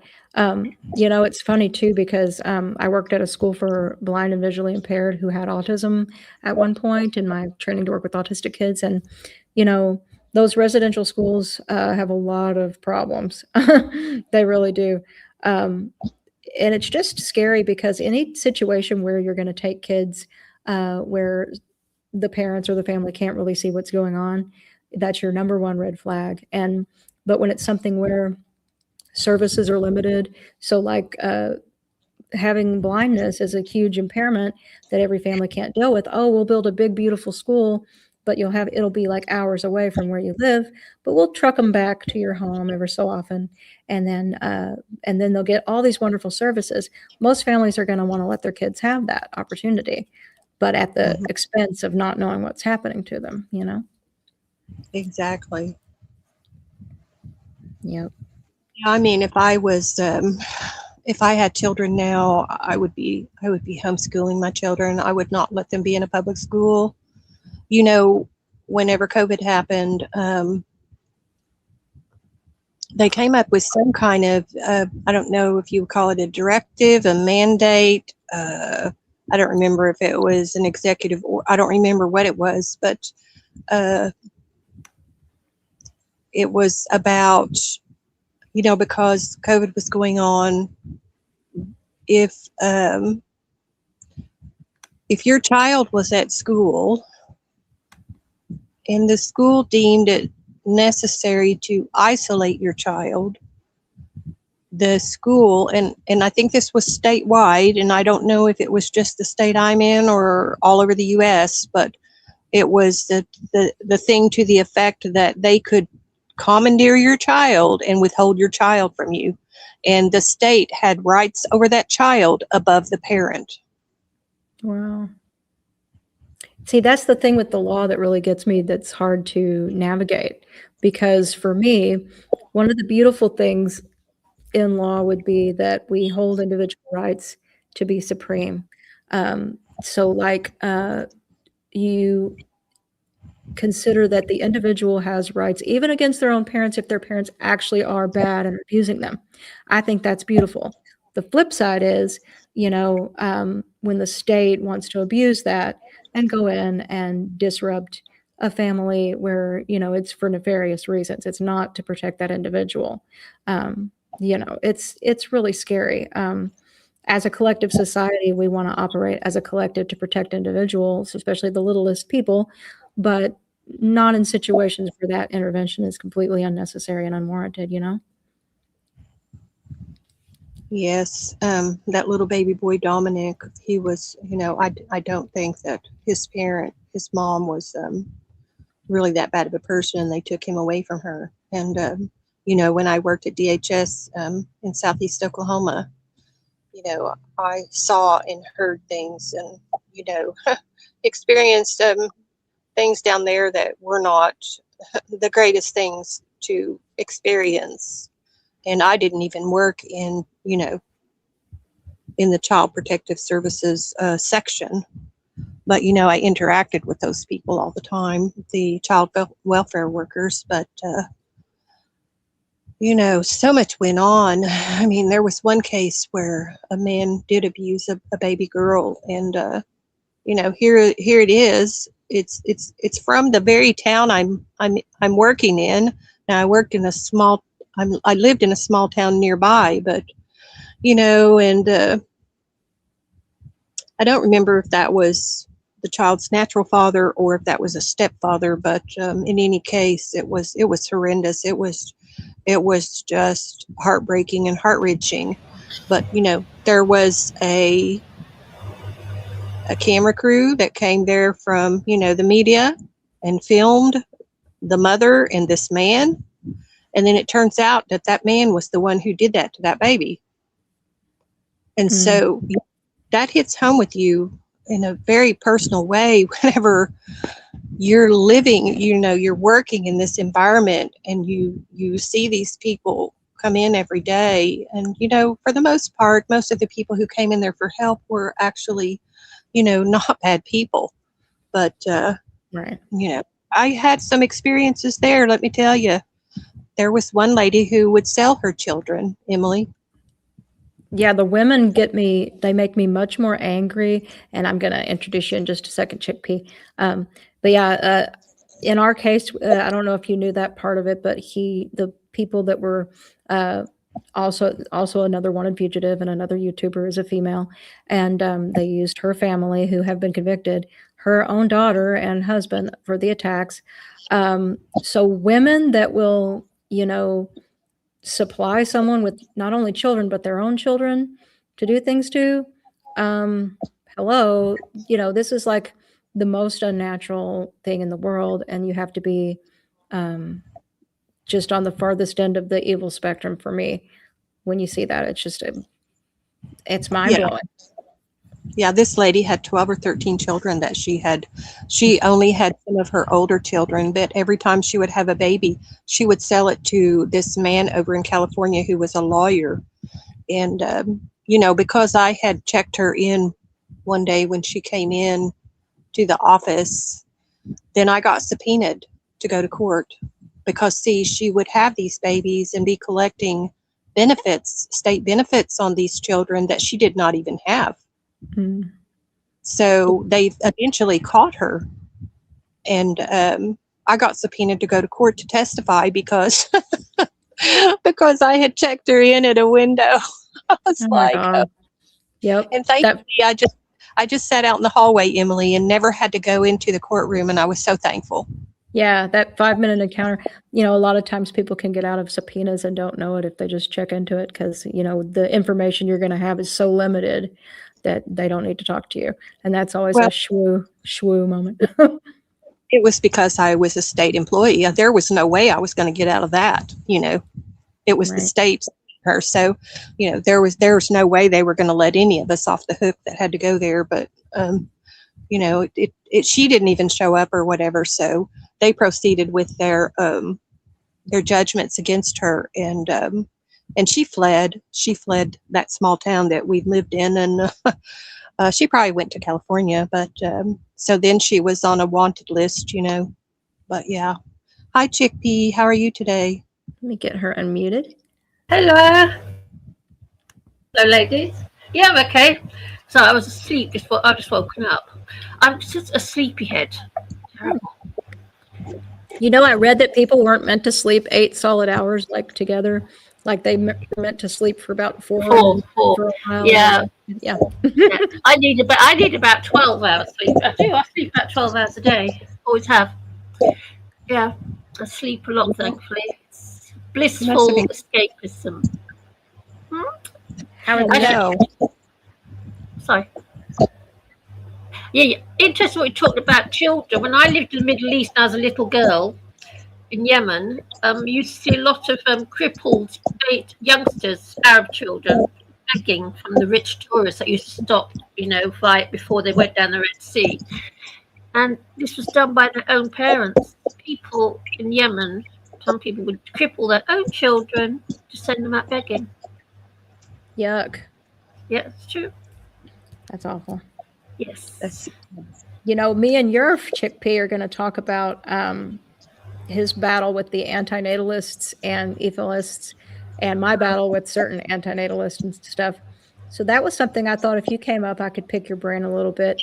You know, I mean, I get why people don't want to have children in this messed up world at the moment because they worry about what would happen to them and they don't want to watch them suffer, right? But Yes. obviously we have to exist, and in order to exist and optimally exist where you can get up in the morning and have some reason to be around, we have to have a love for life and a love for something good.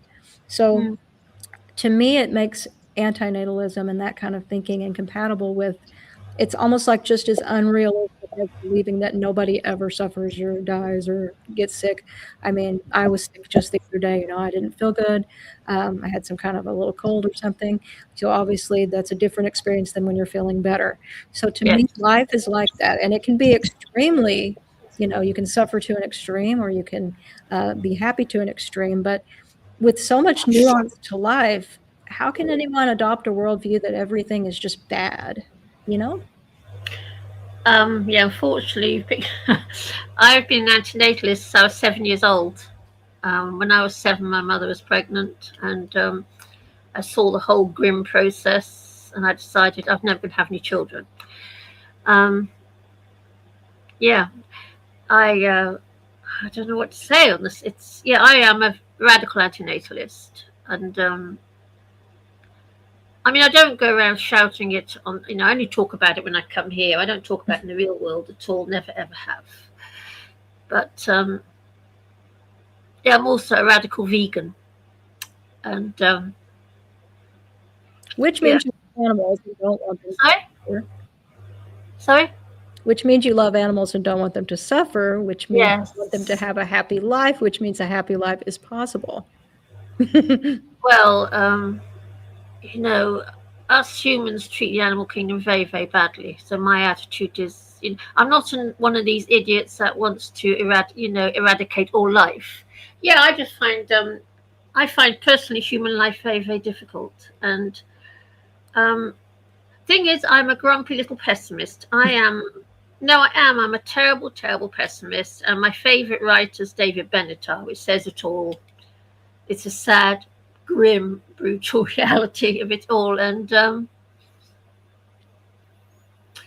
a little sunshine. There's a little sunshine under your grim, brutal thing. You can't hide it.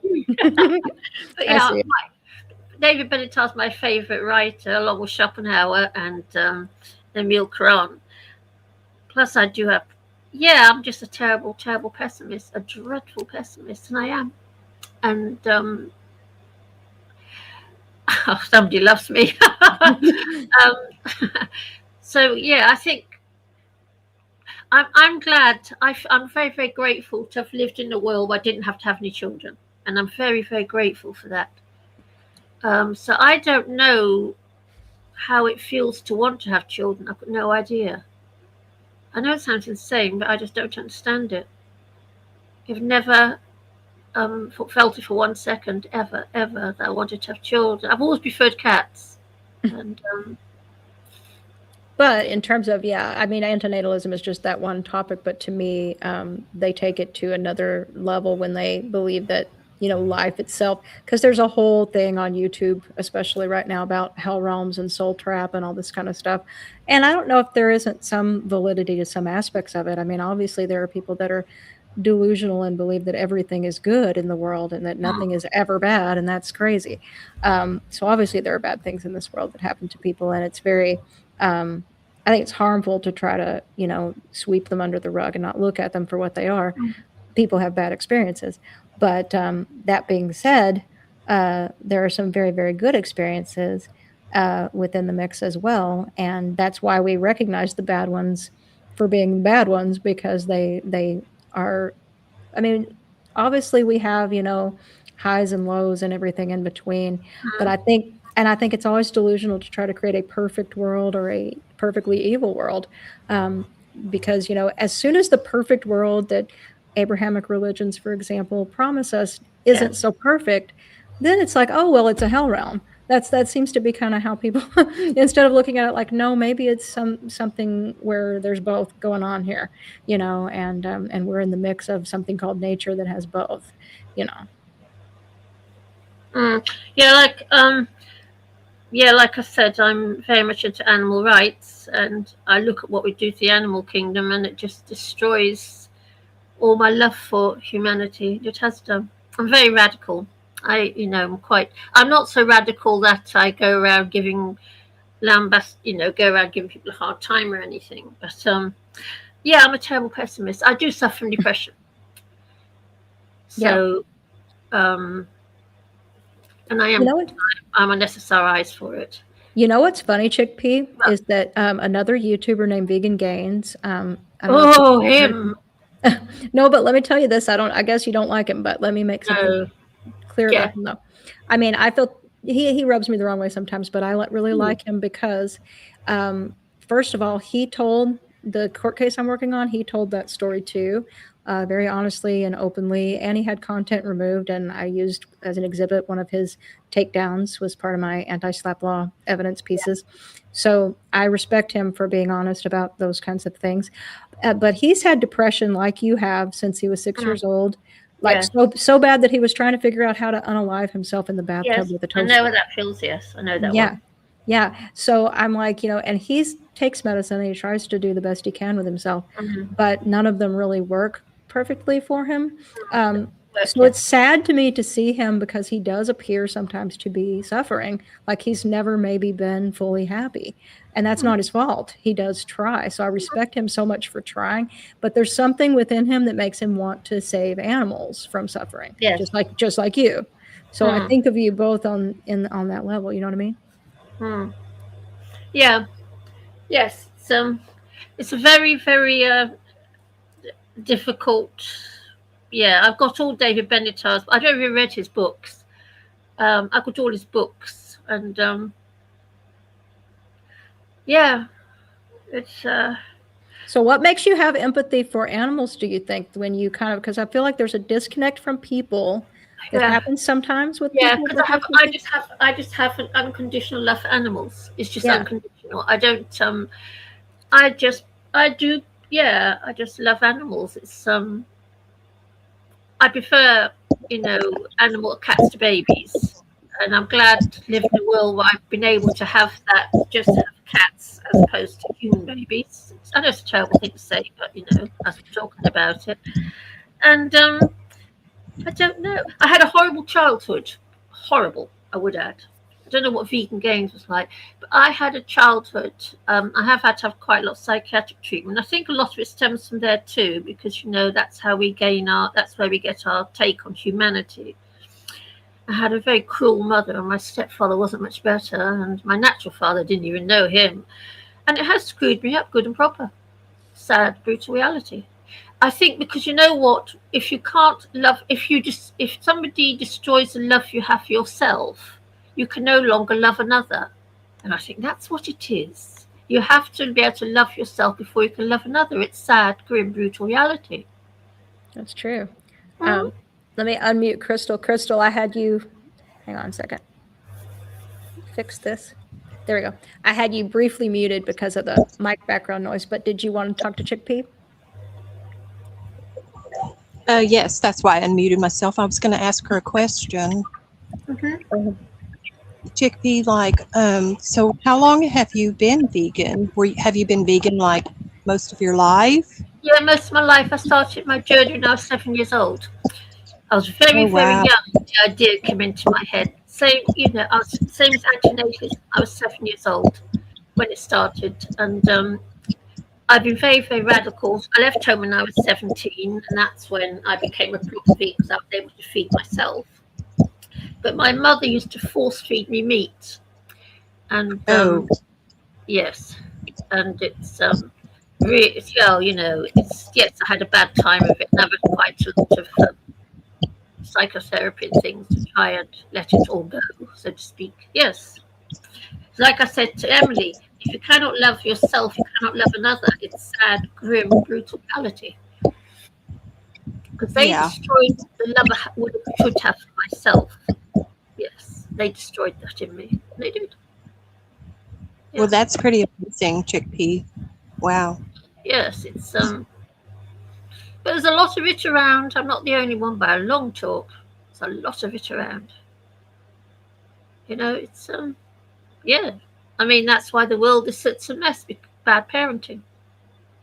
I'm a great believer in what Carl Jung had to say, that upon reaching the age of 18, all humans should enter 6 years of psychoanalysis so we can find ourselves amongst the dross of our first 7 years of life. I personally really do think that would be a good thing. I think that's why the world's such a mess. There's so much suppressed anger in the world. Look how angry people are. And it all goes back to those first years of life when you don't even remember them. You don't. Okay. Because I only remembered mine via hypnosis back in the 80s. I went to see a hypnotherapist to try and stop smoking. And all this past came rushing into my head all of a sudden via hypnosis. Yeah. Yeah, it could be though, like for you that would be the case. And then for some people, I think they know exactly what made them angry, and it maybe happened later in life too. Kind of depends. But and then you have obviously there are a bazillion people claiming to be mental health practitioners, and you don't want to go to just anyone and have them messing with your mind. I know. Don't tell me about it. I don't know whether the guy I met, there was something weird going on. I mean, something quite surreal. It was very, very strange. If it was something from another dimension almost, because he did some weird things happened. Very strange. And I mean, I'm glad it happened, because if it hadn't have happened, I wouldn't have remembered. I wouldn't have got the mess sorted out. But yeah. But I'm afraid I'm just a little old cat lady. Do you want to see my kitten? I'll go and get you the kitten. Oh, for sure. Yeah. Well, I'll have to go and get her. I can find her. I was going to ask Chickpea when she gets back what she thinks about the football game. Because that seems to be a point of contention amongst our European viewers here. Kitty Cam, on the subject of meat and such, I actually used to be a vegetarian. And I'm probably going to go back to being a vegetarian. Same. I was 10 years. Yeah, I started having health problems, though, because I wasn't getting enough nutrition. So that's the only reason that I stopped being one. But I'm seriously considering doing it again because, I have alpha-gal and I'm limited anyway. So why not just go the whole way? For me, I was vegetarian for 10 and then vegan for 1. And then I had a very bad D3 deficiency, but I have it anyway because of some of my autoimmune stuff. So if I have to supplement that anyway, it didn't make any difference to eat meat and animal products. So yeah, I was a vegetarian for 10 years as well. Okay. Yep. Yeah. And it was really funny to me, back when I became one, it was treated like such a weird thing. I mean, it was really, people made a big deal about it. It was ridiculous. Exactly. I'm just not eating meat. Get over it. I know exactly what you mean.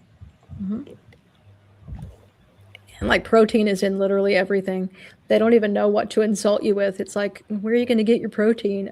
Everywhere, because it's in like all the foods. My little girl has gone missing. I've never come across such a feisty little kitten as this. You ought to see. She's fluffy tawty. But she's very, yes. Did I hear you talk about autoimmune disease? Did you what? Did you just talk about autoimmune disease? Briefly, because I have a D3 deficiency that's just unique to me, so it has nothing to do with eating meat or not. Because I had a doctor get after me telling me you need to go back to eating, meat, and because my levels were 18, and then they were 18 again, so they're not 18 because of animal products being part of the diet or not. So yeah, all right. Yeah, I've got RA and Sjogren syndrome. Lovely, my bitter inheritance from my natural father. Yes. So syringens, how my friend has that, and it sounds like it manifests in some weird ways with your skin and with other things. Yes. Oh, it's horrible. You get this terrible dry mouth problem, and it causes dental problems. I have to use special high fluoride toothpaste to stop my teeth from rotting away. Dry eyes and crippling exhaustion. You get this exhaustion. You just want to sleep and sleep and sleep. It's not that I'm complaining about sleeping, because fine, if I sleep all day long, I sleep all day long. But it takes your life away. All autoimmune diseases do. Yeah, it's I inherited it by both my fathers. My father had it, my natural father, and he drank himself to death because of it all. Some of these comments. Sorry? Some of these comments are making me laugh. But no, I wanted to ask you, Chickpea, since you're a socialist like me. So, when did England get its socialized healthcare system? Oh, early 1948. Okay. Yeah, it's fabulous. And it used to be, oh my goodness, back in the 60s, 70s, and 80s, it was superb. It was unbelievable. It was good, and it's still very good, but not as good as it used to be. It's gone downhill a lot. Whenever I hear people complaining about it, like I was obsessed with John Lydon for a while. He's the lead singer of the Sex Pistols, and he had a solo album that came out in the early 2000s, and he's still around and still makes music, and he was lead singer of Public Image Limited. So I used to be a little too into Public Image Limited and all of that, but because when you get older, you can sort of see the faults with people also. But I still thought he was a super cool person, and he almost died from spinal meningitis, but he talked about how bad the public health situation was, because when they went to the hospital, they first were going to say he was fine and send him home, but then he started hallucinating so badly they had to keep him, and then he was in the hospital a long time. And I thought, as bad as your care was in America, it would have been very likely that you would have died.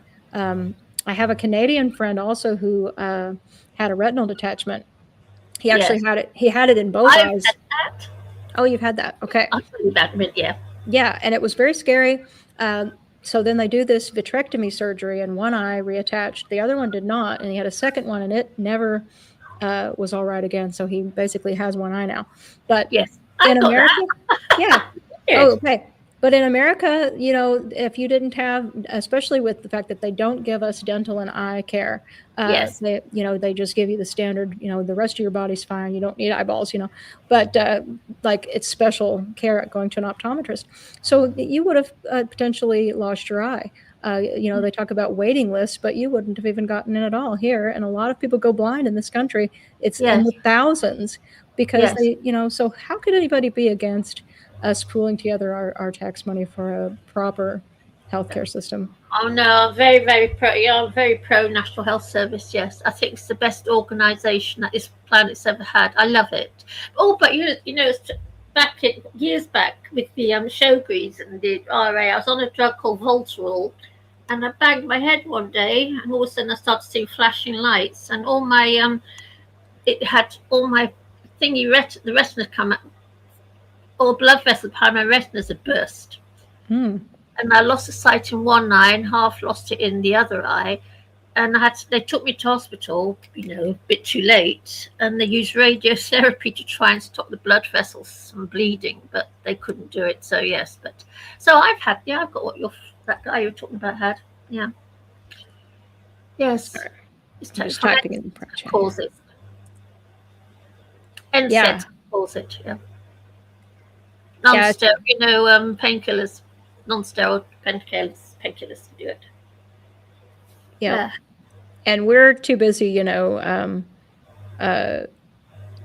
it's just so backwards. I mean, we have people dying of drug overdoses here, and then they at the same time are getting people addicted to things like painkillers. You bringing that up made me think about that. We had a huge opioid crisis here. Yes, I know.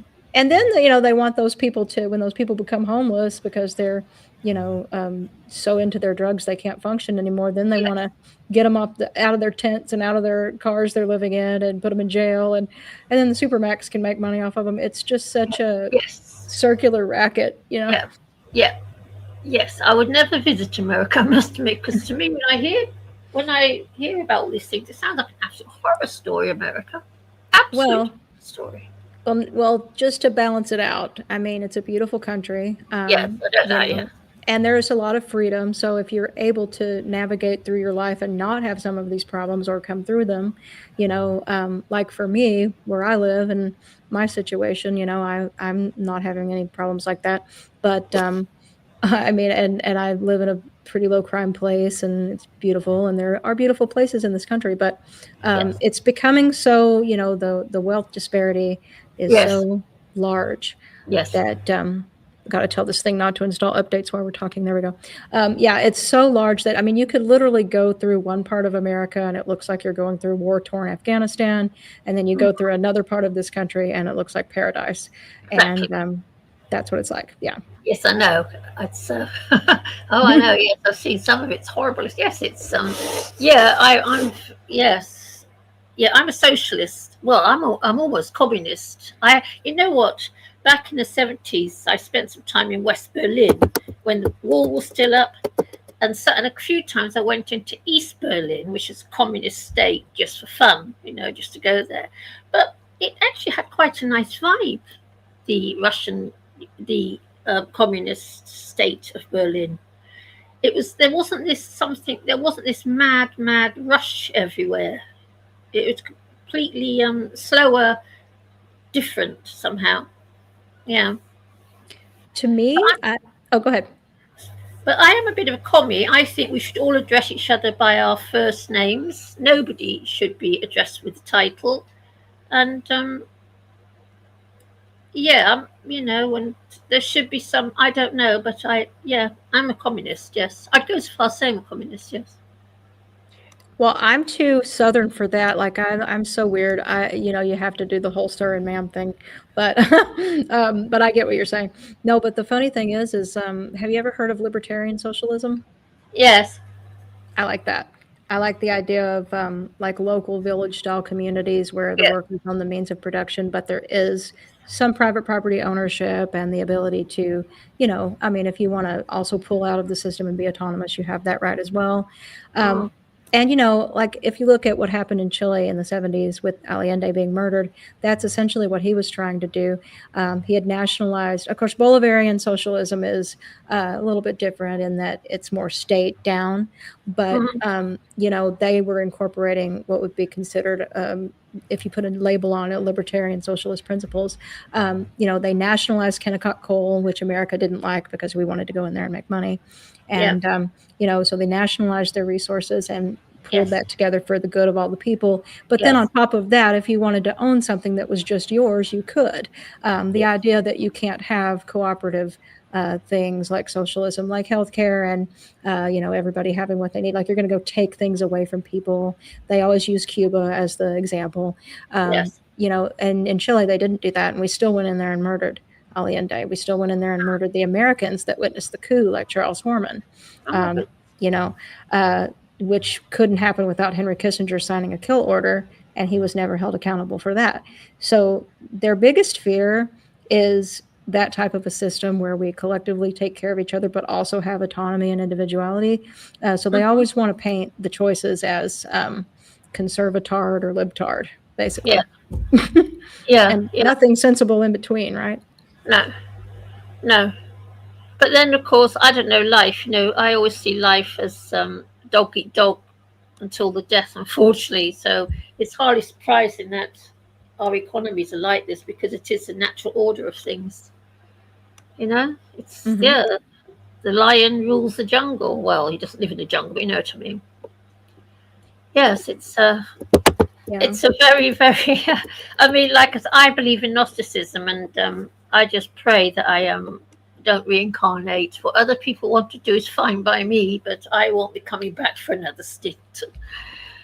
It's funny what you just said about dog eat dog. It makes me think about a lot of things I've talked to with people about this, like competitive culture, and kind of Trump's mentality of you win or you lose. That song. There's a song by what's his name, Lindsey Buckingham, who was from Fleetwood Mac, called "Go Insane," and in it he says, two kinds of people in this world: winners and losers. Yes. So that's how people think, and in some ways it's true. In parts of the animal kingdom it's true, obviously. Lion versus gazelle, like one of them's going to win and one of them's going to lose. But if we look at and in the animal kingdom, they showed a group of some type of monkey, I can't remember what type, that was real brutal. They were killing each other like crazy, and finally something stopped that, because they were I think all the males started killing each other to the point where there were almost no males. And then the women kind of started, having this collectivist culture. So then they cultivated that type of a society. So when anybody got violent again, they kind of stopped them from it right away, because they recognized, hey, that's going to kill us. So I think in the animal kingdom and in the human kingdom, you can see that collectivism is better. But you're always going to have that element in nature of people that want to win versus lose. And that's why I don't like it here. I just don't like this planet. No, I believe what the Gnostics believe, that this world was created by, an evil demiurge. And that's what I believe. And I think the only solution to it is for us humans to stop breeding, because I believe that once, when you breed, you create the soul, and they can just entrap that soul in another meat bag, blah, blah, blah, and it just goes on ad nauseum. And I believe this. I hate that, chickpea. And I hate that term meat bag. I always call it a meat bag. It's a meat bag. I was scared inside a meat bag. Oh, God. About it. A meat bag. And maybe I just can't face reality, but that's just... we all see life differently. We do. True. I'm a terrible, dreadful pessimist. I spent my whole life on antidepressants. I'm just one of life's pessimists. I'm one of those weirdos that likes the work of Schopenhauer. Very few of us do. You've got that drop of sunshine, though, peeking out through your SSRI. There's cats and plants. Yeah. Well, I mean... But and I haven't had a hard adult life. It's I don't know. I'm just a terrible, dreadful pessimist. I tend to see life. I know too much about the Second World War. I learned it very young, and that's how I see the world. I see the world through what I learned about the Second World War. I had family. I come from Rotterdam. Originally, my family come from Rotterdam, and they saw what was going on. And one of my uncles, who would have been my uncles, actually died because of it all. He did something to help out, etc., etc., etc. And I see the world through that thing. You get what I mean? Yeah. Yep. And I feel like, it's funny because... and I'm opening it up now to anybody, because we've done 2 hours, and I know people have missed their Finding Gnosis fix, so I don't want to be selfish with it. So we'll do 2 hours of us, and then everybody can join now.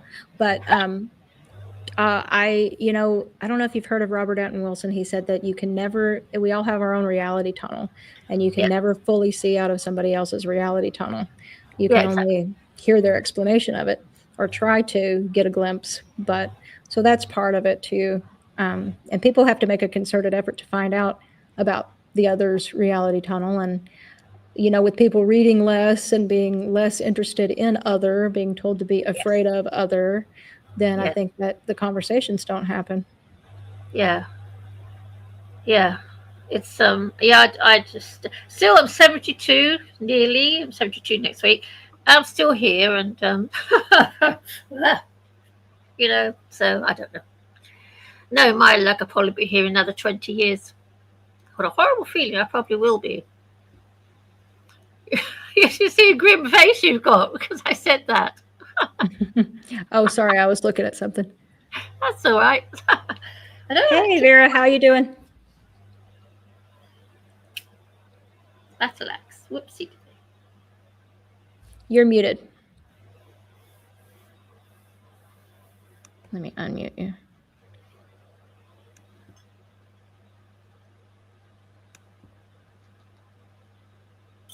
Oh, you muted yourself. Okay. So you just want to be on stage and muted. Okay, well, nice to see you, Vera. And then she left. Bye, Vera. Let me see if she wrote anything in the private chat because somebody wrote something here. Oh, her audio isn't working right now, so she'll be right back. Okay. Alrighty. Oh, somebody here. My sister passed away from Sjogren's disease. Yes, a weird illness. It's ever so. Yes, I mean, I'm glad that I've got the time to sleep because I tell you something. I wouldn't like to be in a position where I had to function in any sort of normal way. I don't, I guess I've got a load of cats to care for. Apart from that, the system takes care of me anyway because, that's how it is. But passed away last year from Sjogren's. Wow. It's very, very tiring. It's quite exhausting. It can be very exhausting. Not that I'm complaining, because I'm quite happy to sleep 12 hours a day. I don't mind. Now, she was about 8 or 9 years younger than me, and but that's probably Crystal. Chickpea. That's probably why you do sleep, because of that illness.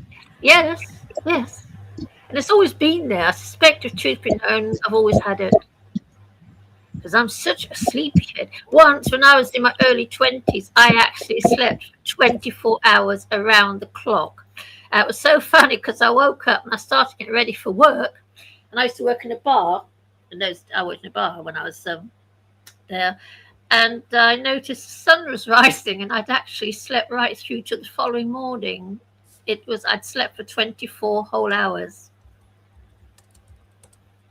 Oh. Yes. You're pretty much in it. Yeah. 24 hours sleep. Yeah, it does that. Yeah. So Vera came back, but her thing is now doing something weird on the screen. So I'm going to have her go out and back in again if she wants. So, Krista, how long did your sister have Shogies for? There we go. I don't know the total. I don't know the total number of years. Chickpea, but it wasn't. She was diagnosed late in life. You know what I'm saying? She didn't know she had it when she was younger. So. Oh yeah. I was diagnosed beginning of my 40s, very early in my 40s. But I think I've always had it because I must admit I've always had the problem with the dry mouth thing, which you get from Shogies, and dry eyes. You get that as well. Yeah. Yeah. Yeah. It just affected her so bad she could barely even stand up and walk. She was horrible. Yes. But yeah, she went through some of the things that you're talking about. It just affects you so badly, but it's horrible. It's very uncomfortable. It causes organs in your body to fail, so it's like your death is an indirect cause of that problem. And actually, they just tested me a day or two ago for Sjogren's, and hopefully the test will be negative though. But I'm sorry to hear that you have that. Oh, don't worry about it. It's in a way, it's been a blessing in disguise because it threw me off the treadmill. Things living in the UK and not working is not too bad a life because that's the way the UK is. I wouldn't like to have lived through it in America because when I look back on these last 32 years, it has actually been a strange blessing in disguise. I know that sounds insane, But I spent the last 32 years just living with a load of plants and living with a load of cats and free to do as I please, to be honest, because, no employer wants me. If you've got, autoimmune disease, nobody wants you. It's sad, brutal reality. So, it's had its good points, I'm not, life. It's a bitch and then you die. Come on, chickpea. There's some sunshine in the middle there. Come on. Hey, or you wouldn't be here having fun. You got your kitty cat. Cat, I must show you this grumpy face. You look at this grumpy little face of a cat. See, even this is oops, my mirror's dirty. This is a grumpy puss. You can't see her. I must click my camera. Whee! A grumpy Hello, kitty cat. Did Vera get Vera's her? still here. She's got an earbud situation. So Vera, are you wanting to speak or? Yeah, I'm here. I'm not causing any feedback, right? Can you hear the fan blowing or? No, you sound good. Okay, cool. What's up? I just wanted to come up and thank you ladies so much because everything that you've touched on today, like in that 2 hours it was really great. Thank you. Oh, I appreciate that. Thank you. Yeah, and I hope I don't know how much you want to talk about your situation, but obviously you're healing from something, so I hope you heal up well. What do you want to know? Well, just I want to first wish you well that because I know what it's like to not feel well and be on the mend, and sometimes people don't know how hard that is because then the other things in your life that you have to do are still there, so it's hard. So I hope you get through everything and are healing and having the support that you need. Thank you. What's more difficult is that my family doctor, he doesn't remember me. He doesn't remember me or me telling him about the cruise ship that I was on back in like 2022 and the way I was treated on board of that cruise ship. He doesn't even recognize me, and that was scary. I had to like video record, but I can't use any of it because he won't authorize me to record. And I was like, well, how about video? And he wouldn't even authorize that. So I just turned it off completely. But like I have audio files from like years ago that I've been listening to. And it brings up these, just these like, oh my gosh, I remember now what path I was on, trying to defend medical autonomy, and the fact that everyone is like gaslighting the crap out of me and trying to send me to a rehab when I'm literally just trying to heal. And like, I have to like invoke dorm silence here in this house, my mom's house, like in order to get any peace whatsoever. Yeah, so it's like it is difficult, especially because it feels like I'm going back to when she sent me to a Christian reform school in Texas, Baptist reform school. And Ooh. I only was there for about 5 months before the school got shut down for child abuse. She had to come get me, right? And then on the plane, we're not even in the air for more than 5 minutes when she starts telling me that KJV was a sadomasochist, so like it's just, and now she's claiming that she's a Christian, and you bring up another pet topic of mine, but I'll let you finish, and then you gave me something to pivot into. yeah, absolutely.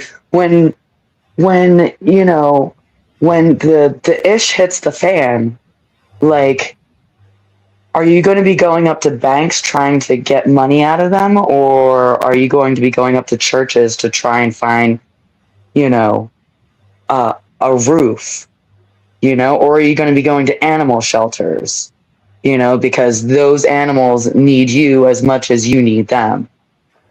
Mm-hmm. Like, what are we going to be doing? And I can't be coming back for people that don't want to leave when the water here, even after I've distilled it, it tastes like a soldering iron melting plastic. You Emily, know, Is that not the scariest thing you have ever heard in your life? it's scary. Patty, JP, what why were are you you trying to- talking about water? I've also missed something here. Are you living through water shortage? So the Colorado River is almost empty. The Yeah. Dead All right. Sea is almost empty, according to sources, right? Yes. And this house is right next to Security Widefield, which is right next to the post. Yeah. So there's a creek that runs by here, and they have free water at this point because the park just got bought out. And I'm almost positive it was bought out by Security Fiduciary Services. Right. Do you know why that's relevant? No. Sorry. No, I'll just real quick. I'm so sorry to interrupt, but that's relevant because all over Canyon City, where I used to sing, and like I plan to sing there in the future, all over Canyon City, you hear on the radio, you must invest in Security Fiduciary Services. So I'm almost positive that Security Fiduciary Services is the new social credit score / social security. Because why are we being told to buy our own crosses and our own coffins or urns? Why can't we just be wrapped in linen and placed in the ground 6 feet down? Yes. That's poetic, if nothing else. But you touched on Christian reform schools a minute ago, and it's funny Right. because so I don't know if you've ever heard of one that's overseas, but we do have them all over this country. But this one is called Caribe de Escuela, and I remember reading a book about some kids sent there. It's called Jesus Land. It's about this girl and her brother, and they were sent there for pretty normal kid stuff. The parents were themselves very abusive, actually. Um, and the school was horrible. They fed the kids garbage, and the to the point of when I say garbage, I mean it was stuff that would make you sick, and some of them got very sick, deliberately malnourishing them, making them work in horrible conditions, and then beating them and doing other things, making them have boxing matches with each other. It was horrible. So Oh my God. yeah. But if you played your cards right, you could work your way out of this place after they drained all the money, of course, out that they can get out of the kid. And of course, when your parents came to visit you, you couldn't tell them that anything was wrong. If you left the school, the people that lived around it would turn you in because they would get money for turning in kids. So there was just no way out of the place until you could work your way out. So That was exactly. Sorry, yeah. go ahead. Yeah, but yeah, I'm assuming that, and in America, people don't realize we have a lot of these places here. So I'm assuming that's kind of where you were. The only difference was Sorry. the only difference was that we grew our own food and we had emu eggs for breakfast. So it was actually nourishing food, and the tomatoes were way better than, or at least I remember them tasting way better than the ones on the Garden State where I grew up. Yeah, for some reason, not that this has anything to do with anything, just about tomatoes, but I noticed I can grow cherry tomatoes, and the other kind I can never. They always get that rot at the bottom, but like the cherry tomatoes are amazing. So, and I can't stand store-bought tomatoes now after making my own. See, and I almost bought a couple of those cans that were at Walmart that had like the seed, starters and everything. It had like literally like 1,000 seeds or something like that. But when you think about it, 1,000 seeds isn't really worth, what was it, like $15 or $25? So I couldn't justify it. And they weren't organic heirloom seeds, even though it says heirloom on the front. Like, I mean, if you know, right? Right. Yeah, and unless you're going to have an operation, you don't I always feel bad because I never even use the amount of seeds that are in a package, even though, and I always think about money too. I'm like, if I just would put every one of these in a little pot and sold them, I could make money, but I'm too lazy. Oh, have you ever seen those videos where the guy just takes a bag of like dried chickpeas and he like rips it open and he's like, this is going to take me like 2 hours to plant all these. And then he just flings them everywhere like one of those wacky wailing, flailing, inflatable arm man guys. I didn't see that, but it's kind of funny you say that because in my dad's family, one of them was so Baptist that he decided to do similarly. He just was going to sling the seeds and see what happened and do no cultivating because it was God and the earth, making this farm, and they almost starved. They they ate. I think they said they had like turnip sandwiches in the winter or something, and so that put an end to that behavior. But that was a funny story. Good, because turnips are good for seasoning soup, but nothing else. Not for eating like Exactly. apples. No, I can't imagine turnip sandwich winter. Not at all. Yeah. But yeah, those schools are horrible. I heard of another story that makes me think of is everybody knows who Dr. Phil is, the fake TV doctor, but he is instrumental in putting kids in some of these facilities. And then I don't know if you saw that girl that became kind of famous for being on his show talking all hood rat and saying, "Catch Me Outside, how about that?" And they made like an album and stuff, the Catch Me Outside girl. Well, they put her in one of these like rehabilitative ranch type schools, and where they had horses and stuff, and they made it look so swanky and cool. And in reality, when she got a little bit older and she talked like her normal self, some of this was an act. She then said, look, at this school, we had a lot of abuse going on. And one of the people that actually worked at the school got killed by some of the students. So it was also staff being abused. So yeah, there's a lot of, and so much money being made under the table at these places. It's really gross. See, that's why I really need to get to I need to like just use my shriver legs and like get to Canada, the closest I can get to the East Coast, right?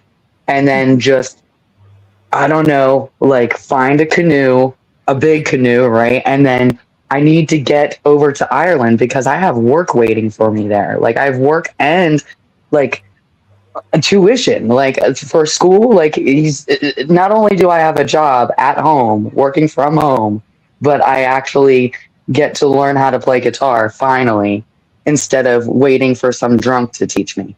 I'll show you something. You're talking about all these horrible places, children. How come that's allowed in America? How come that can happen? I don't understand. I thought America's supposed to be a civilized country. It instills They have people in power that keeps. I mean, I thought, well, I don't think I've ever heard. It's like you're talking about something in a film. I've never. It instills structure.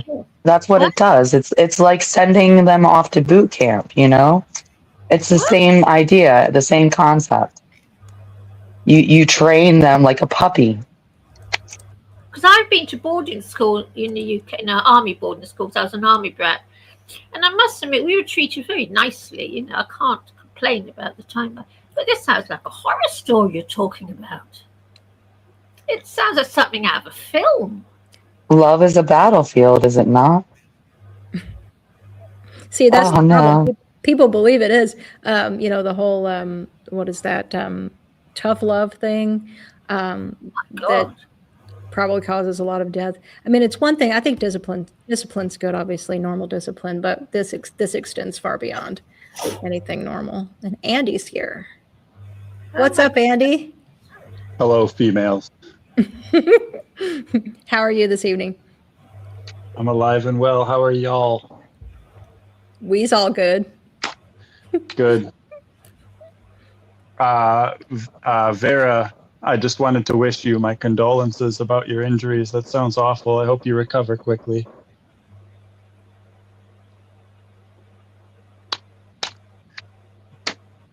That's very sweet, Andy. Thank you so much. But, sorry, are you Vera? So you talked about Ireland, yes? So why don't you just get on a plane? Why don't you just get on a plane? I don't have the funds. Otherwise, I would put all my stuff in a duffel bag and I would be gone.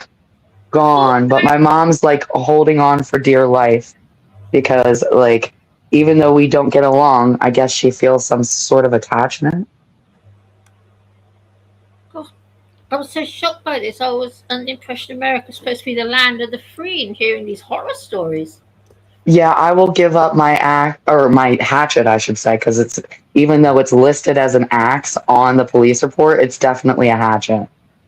You know, I will give that up. I'll give up my shield, and I will go with a walking cane to Ireland.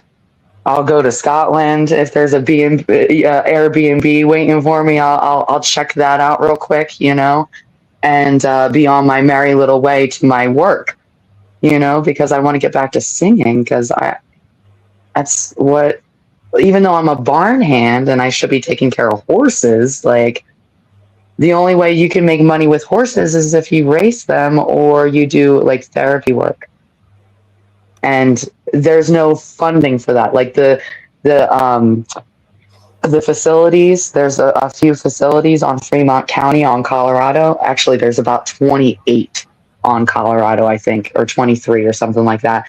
But I think 7 of them are right in my area. They call it the Valley of Despair near Canyon City, Fremont County. And they're saying that Trump did it, but they dismantled the program where they used to have the inmates train horses, and they said that it didn't make enough money.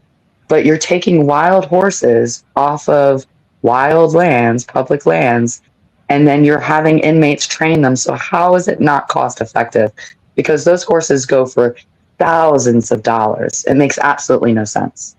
What it does is it actually rehabilitates the human being, and they can't have any of that. Don't know what to say.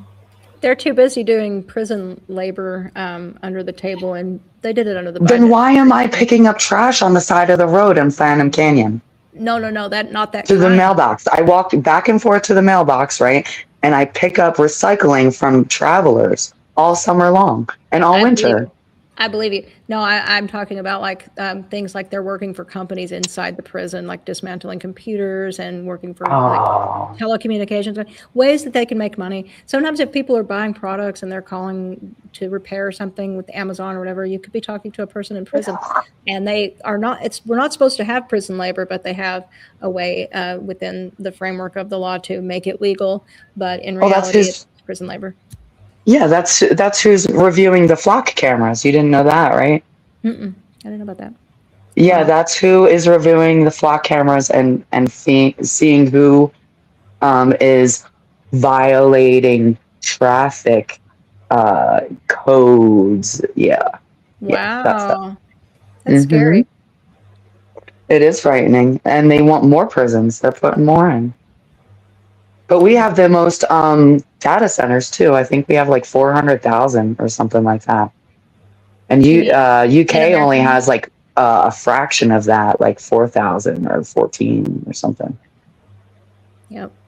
Yeah, it's weird. We have our freedom of speech laws that they envy, but when they're data mining us and then we get the social credit stuff going, how much will that even matter? Diamonds are a girl's best friend, aren't they? Yeah, I guess so. So, Andy, what do you think about that? Are diamonds a girl's best friend? Some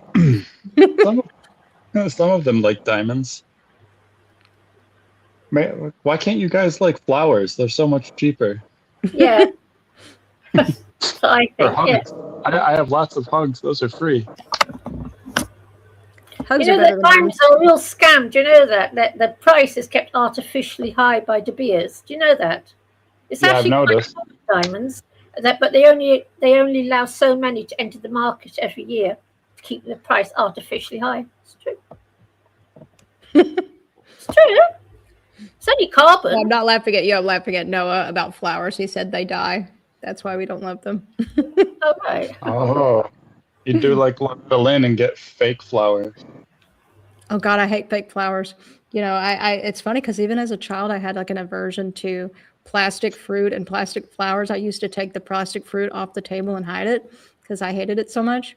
So, and there's that song by, what's the name of that band? Radiohead, Fake Plastic Trees. Yeah. That resonates with me quite a bit. Oh, Vera popped back in. May I add her to the stage? Sorry, I lost my connection. If you bring me cut flowers, I'm going to be super upset because they should be attached to the bulb or the root. That's where they're Indeed. happiest. Yep. And then you can do something with them. They can continue to live. So what could we pivot to? Andy, you're the aficionado of all things Bible. Do we want to get into that? I don't know if I want to get into the Bible because I bore people typically when I talk about the Bible. But just really quick, are you familiar with the documentary hypothesis? I'm not. No. Okay. Well, there's there's this really good book that I've been reading. It's called Who Wrote the Bible, and it's just kind of like a thorough explanation about the documentary hypothesis. It's from well, I could show you. Does it have anything to do with the gray state? Did you guys watch that one, that documentary? It was never released, I don't think, but With what? What is it called? the gray state. Oh, I'm not sure. I don't think I've heard that. I haven't. Oh, we got to do a watch party like on Zoom or something. I don't know. That'd be freaking cool. Because I Yeah, don't I'm think I've seen all of it. I have seen bits and pieces of like the pre-release before the guy he mysteriously disappeared. Have to check Sounds that out. interesting.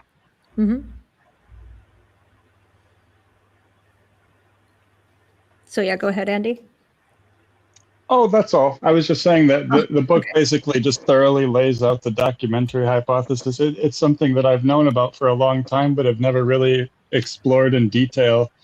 And just seeing the case, seeing the evidence for the case actually laid out, it's a very, very compelling argument. I was really surprised reading this book. I'll check that out. Yeah, for a while there with mythicism kind of dominating my frame of mind, Richard Carrier and Robert Price and all of those guys. It's kind of funny. I wonder what he would say about that. If I'm not mistaken, I don't know about Richard Carrier, but Dr. Price is a proponent of the documentary hypothesis. He seems pretty closely aligned with it. Okay. That's The interesting. documentary hypothesis is only about the first 5 books of the Old Testament. Well, not really. I guess it extends into like Samuel and Kings and Judges and stuff too, but it's primarily about the Torah. But yeah, it's a really, really amazing book. I totally underestimated how valuable it would be. The author is Richard Elliott Friedman, if you're interested. The book was only like $10 too. It was a really cheap book. That's good. Elliott Friedman. Check that out. So are they including Genesis, which seems mythological? What are they proposing? Yeah, they're proposing. So it's basically saying that the Torah was written by 4 different sources. The acronym is JEPD, or abbreviation, and that stands for Yahwist, Elohist, Priestly, and Deuteronomist. And so it's just laying out the 4 different sources, because originally there were 4 different. It began with 2 different versions of Genesis and 2 different versions of the Exodus stories that were kind of in conflict with each other, one being from Judah and one being from the northern kingdom of Israel. And they were stitched together later on by a redactor, probably the Deuteronomist. And so it just kind of like the Elohist means that their primary god was El, the Canaanite god, the high god El, and then the Yahwist, obviously their primary god was Yahweh, and so the Yahwist school was from Judah. They worshipped Yahweh, and the Samaritans up north were worshiping El, and they were both kind of like telling similar stories that were also in conflict with each other, and they were carefully stitched together. Really cool book. Yeah, I'm going to check that out. One thing that I was thinking of the other day, what was it? Now it went out of my brain. You know how you'll have a thought and then it'll go, whoop. I hate that. I hate that. Yeah. Talk amongst yourselves while I try to remember something biblical. Battle Axe, can you sing us a song while I try to remember what I was going to say? Gosh. Let's see. The Bible. I can't remember. It was something about something being not what we think it is. Oh, say can't. No, I don't like that one. My country, 'tis of thee, sweet land. Did I do this one already? Sweet land of liberty, for thee I sing. Land where my father dies, land of the pilgrim's pride. For every mountainside, let freedom ring. You got a nice voice, Vera. Yeah, you Thank really you. do. It's better when I'm not screaming all day long. So Kenny, you heard that. So he's been like really pasting that email address in the chat there. He wants to collab really badly. Yeah, Kenny can sing really good too, Vera. I don't know if you've heard him, but he does like a wonderful Elvis sort of singing voice. It's awesome. I really do enjoy his singing, very much so. Especially when he does like, the yeah, it's too much. It's just too much. Some people have a good performative quality. Yeah, he does. Oh, it's lovely to see the personalities mending here. We're mending our relationships, our online relationships. Very good. But yeah, I can't remember what it was, but what you were saying about the Torah, and I was just thinking about something the other day about the Bible that I thought, oh, I need to kind of explore that a little further. But I literally, even in the time that she sang that song, can't remember it. So we'll try to pivot to something else. Maybe it'll hit me later. But yeah, Andy, did you have any thoughts about anything we were touching on? Have you ever been in one of these glorious residential schools? Or, what do you think about Lindsey Graham's death? Just head anywhere you want. Oh, well, Lindsey Graham, I didn't like him. Obviously, I don't think a lot of people did, but I think that we should all have respect for people when they die, no matter how awful of a person they were. You know what I mean? If they're not there to defend themselves anymore, just kind of got to let it go. But as far as residential schools, you mean like public schools? No, like Vera was talking about being placed in one of these like Christian reform schools, and I read a book about some kiddos that were put in one overseas. So I don't know if you had any knowledge of those or any personal experiences in anything like that. No, well, I didn't go to one. I was very involved with my church, and I went to vacation Bible school every year and that sort of thing, Sunday school every week. But I never actually went to the Christian school. My sister did. Me and my brother both went to public schools, and for whatever reason, my mother decided that my sister was going to go to private Christian school. I don't know why. And then the only other person I know that went to a Christian school was kind of like illegally. She was kidnapped. It was my Aunt Elsa. Maybe I told you this story already before, but she was kidnapped by a pastor and his wife, and they sexually abused her for 18 years. They kidnapped her from an orphanage when she was 1 year old, and they kept her hidden in the basement of a church for 18 years and sexually abused her and brainwashed her into thinking that it was God's will for her to be their slave. And she actually tried to commit suicide by drinking antifreeze, and that's how she got free from there. And then they got arrested, obviously, and they went to court, and both of them got more than 150 years in prison each. Wow. And Yeah. how is she doing today? She is completely ruined for life. She'll never be the same. She can't carry a conversation without breaking into tears. She's a nervous wreck. They broke like 30 bones in her body. There's this chart, actually. You can look her up. Her name's Elsa Garcia. It's a pretty famous case, actually. It happened in Georgia, I believe, or maybe it was in Texas, somewhere down south. But there's like images of her body that were taken by a doctor, like a cartoon where it'll show like a person's body and they draw where all of the scars are, and it's literally like chicken pox. Like her entire body is all scars. They broke her arms and never took her to the hospital. So her arms all like diagonal and weird shaped and stuff. And her spine got broken. They knocked her teeth out when she was like 3 years old. All kinds of, it's just absolutely heartbreaking. It really is. And you know, it kind of Now I ties. feel very grateful. Holy crap. Yeah. You said she had spots on her body, like they put them there, or were they burn marks? Oh, everything. They stabbed her and punched her and burned her and all kinds of stuff. They ripped pieces of her skin off with pliers. Yeah, it's horrible. Hundreds and hundreds of scars all over her entire body. And like when you talk to her, she's just like literally physically shaking and her voice is quivering. She's like 40 years old now. She can barely even talk about it without just breaking out into tears.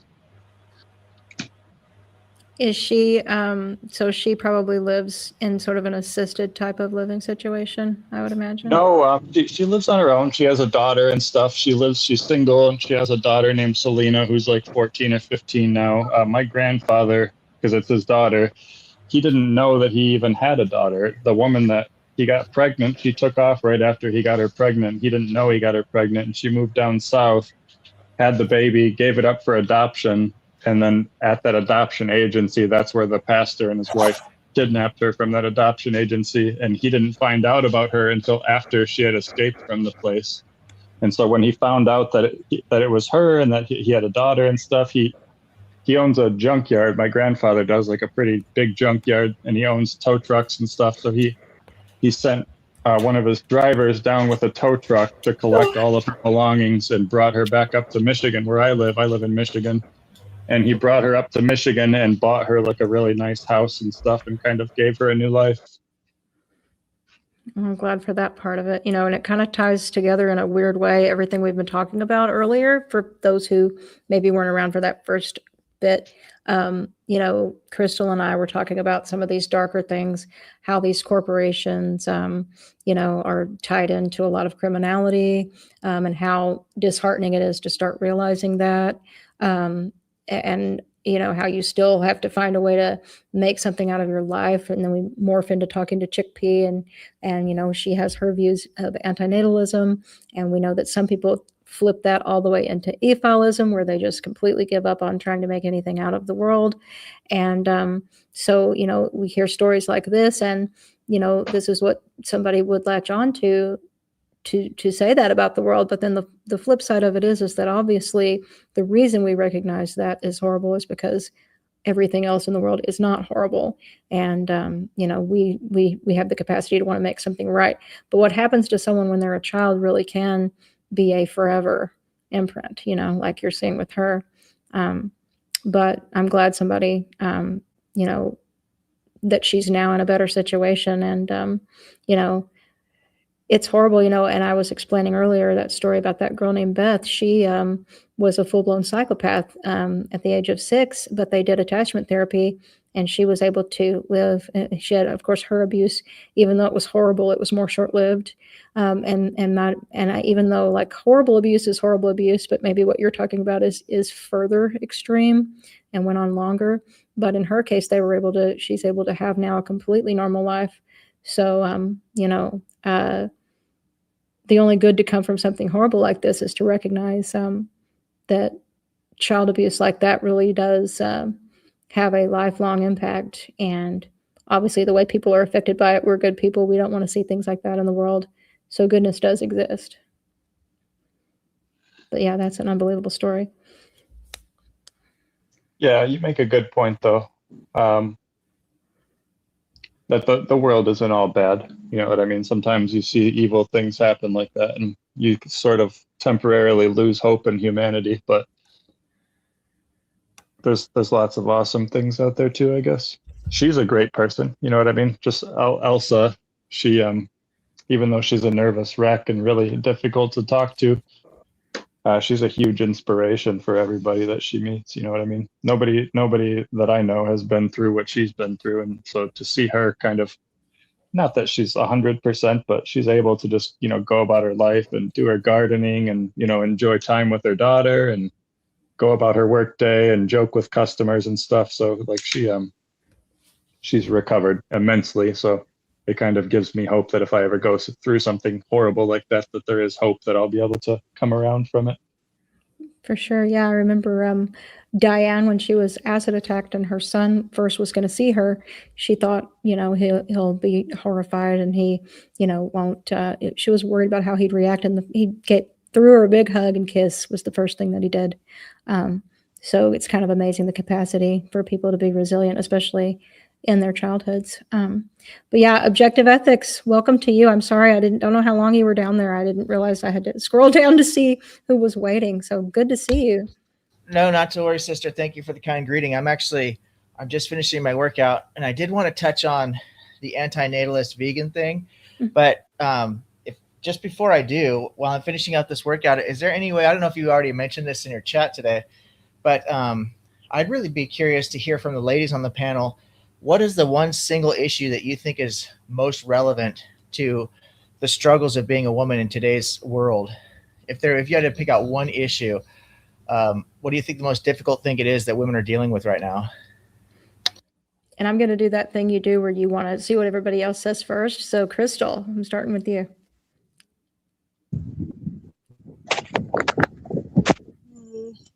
I would have to say,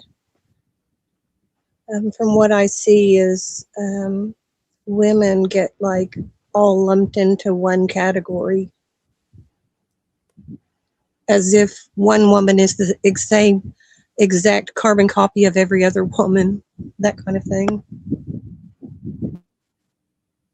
That's a good one. Chickpea, how about you? I'd have to agree. Yeah.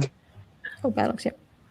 For me, getting pregnant in the first place, I can't imagine anything worse than being pregnant, and I'm so glad that I lived in a world where I didn't have to, and I'm very grateful for that, and I am. Battlex, how about you, Vera? I need more time. Oh, okay. Well, I've got someone in here who's trying to get in who did this last week and will be not doing that. So got rid of them. I think I know who that is. Anyway, yeah, for me it would be, one single issue. I really like what Crystal said, and I think men deal with that too, not wanting to be lumped into a category and have your traits predetermined when you enter a room. Would be a good thing. I think every human deals with that. And then for women, it's kind of weird too, because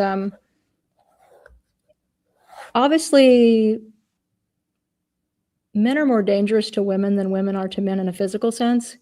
So we deal with that, obviously. And, aggressive language towards women and things like that is disturbing. But the flip side of that is that now in today's world, we, learn more about what men deal with. And men deal with a lot of dangers as well. They can be falsely accused of something. It can ruin their whole life.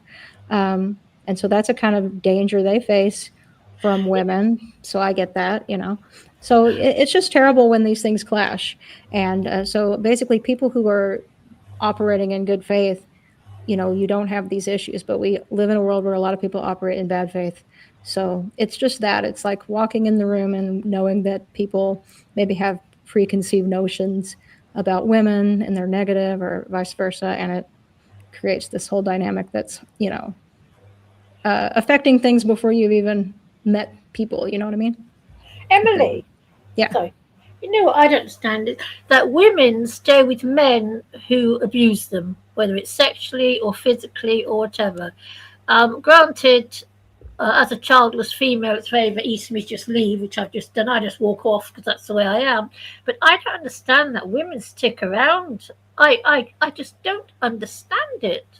What makes them do that? Because I tell you something, I wouldn't. I would just leave, even if it meant going down to the homeless shelter. I would just walk out. You think that, but there's a whole. I think you probably would, and that's good. That's a good thing. But there's a whole mental thing that goes on. Obviously, people don't roll up to somebody showing them that they're going to be dangerous, and then I add to that that there's a mind fuck, for lack of a better word to put on it, where somebody becomes bonded and loyal towards someone, and then things change, and then that person has been worked on. So they start wondering, well, maybe it's not so bad, and maybe it's this, and maybe it's that, and they keep thinking it'll get back to how it was before it was like that, and all those kinds of things come into play, you know? Yeah, I do know exactly what you're talking about, and I think that was my answer. Precisely what you just said was that there are people that we put into our lives or allow into our lives that will push us back into the arms of the domestic abusers. Yep. Yeah, well, I guess I'm lucky that I'm very, very independent. Always have been. Very independent, more so than most women. Yeah. Because I tell you something, you'd only hit me the once, just the once, and I'd be off. I wouldn't stand and fight back because I know there's no point in fighting a man. I'm going to lose, so I just walk off. I'm like that though. Yeah, just walk away. Well, did I lose? Did I lose the battle and I'm hoping to win the war? Because that's what I was kind of hoping for, even though I wasn't trying to get assaulted when I was literally just trying to chop up some watermelon and put some warmer clothes on. Wow. That's what I went back to his vehicle for. And apparently he couldn't allow me to even get dressed. But don't you get scared? I don't understand. Seriously, I don't understand, because if a man started shouting at me, I start to feel full of fear. And if I'm scared of something, I leave. I don't. Oh, they don't have to shout at you. They can do it quietly. Well, what's the matter? Are you mad at me? You know, and that will trigger you. That will trigger you if you are approached with the problem, and the problem is asking you what the problem is. You know, I'm sometimes glad people get. Sorry. No, I was just going to say. Sorry. No, I was just going to say sometimes people get triggered. Males get triggered and females get triggered, and people don't even always recognize, like, what was that about? And it'll be later on when you know more about that person, you know exactly what it was about, but you can't always know. You know what I mean? And I'm glad I'm a bit of a wild child, because I just go from one man to another when I was young, and I did. I was a bit of a one, and I sometimes think maybe I did the right thing, because I don't stick around for long. I'm off. And I want to say hi to the Vital Vicar. How are you doing? Wonderful to finally been on. A little bit dealing with a little bit of racism on this panel. I don't understand why when I make my avatar Michelle Obama, I get rejected. I don't know if it's Is that you? like, now I thought Mike. okay. But, anyway, we'll table that and talk about that a little later. Well, no, I kind of want to touch on that if we could real quick before I lose my train of thought. Choo choo. Really? Yeah, for real. Is that all right? It's not my show.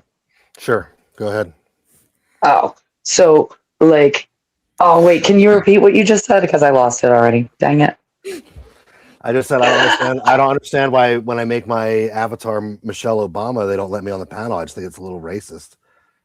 It would seem that way, but the fact of the matter is it's political. It's political, and our issue isn't with the politicians like everybody wants it to be.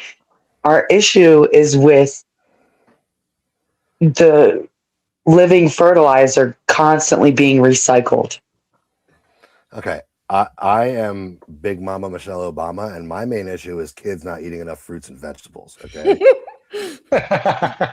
The reason I did that, Vital Vicar, I thought you were somebody else, especially with the comment in the back chat. It reminded me of somebody else who would only normally come on to troll. And I noticed D&W kicked you the last time. So I was like, okay, I'm not going to let that person up.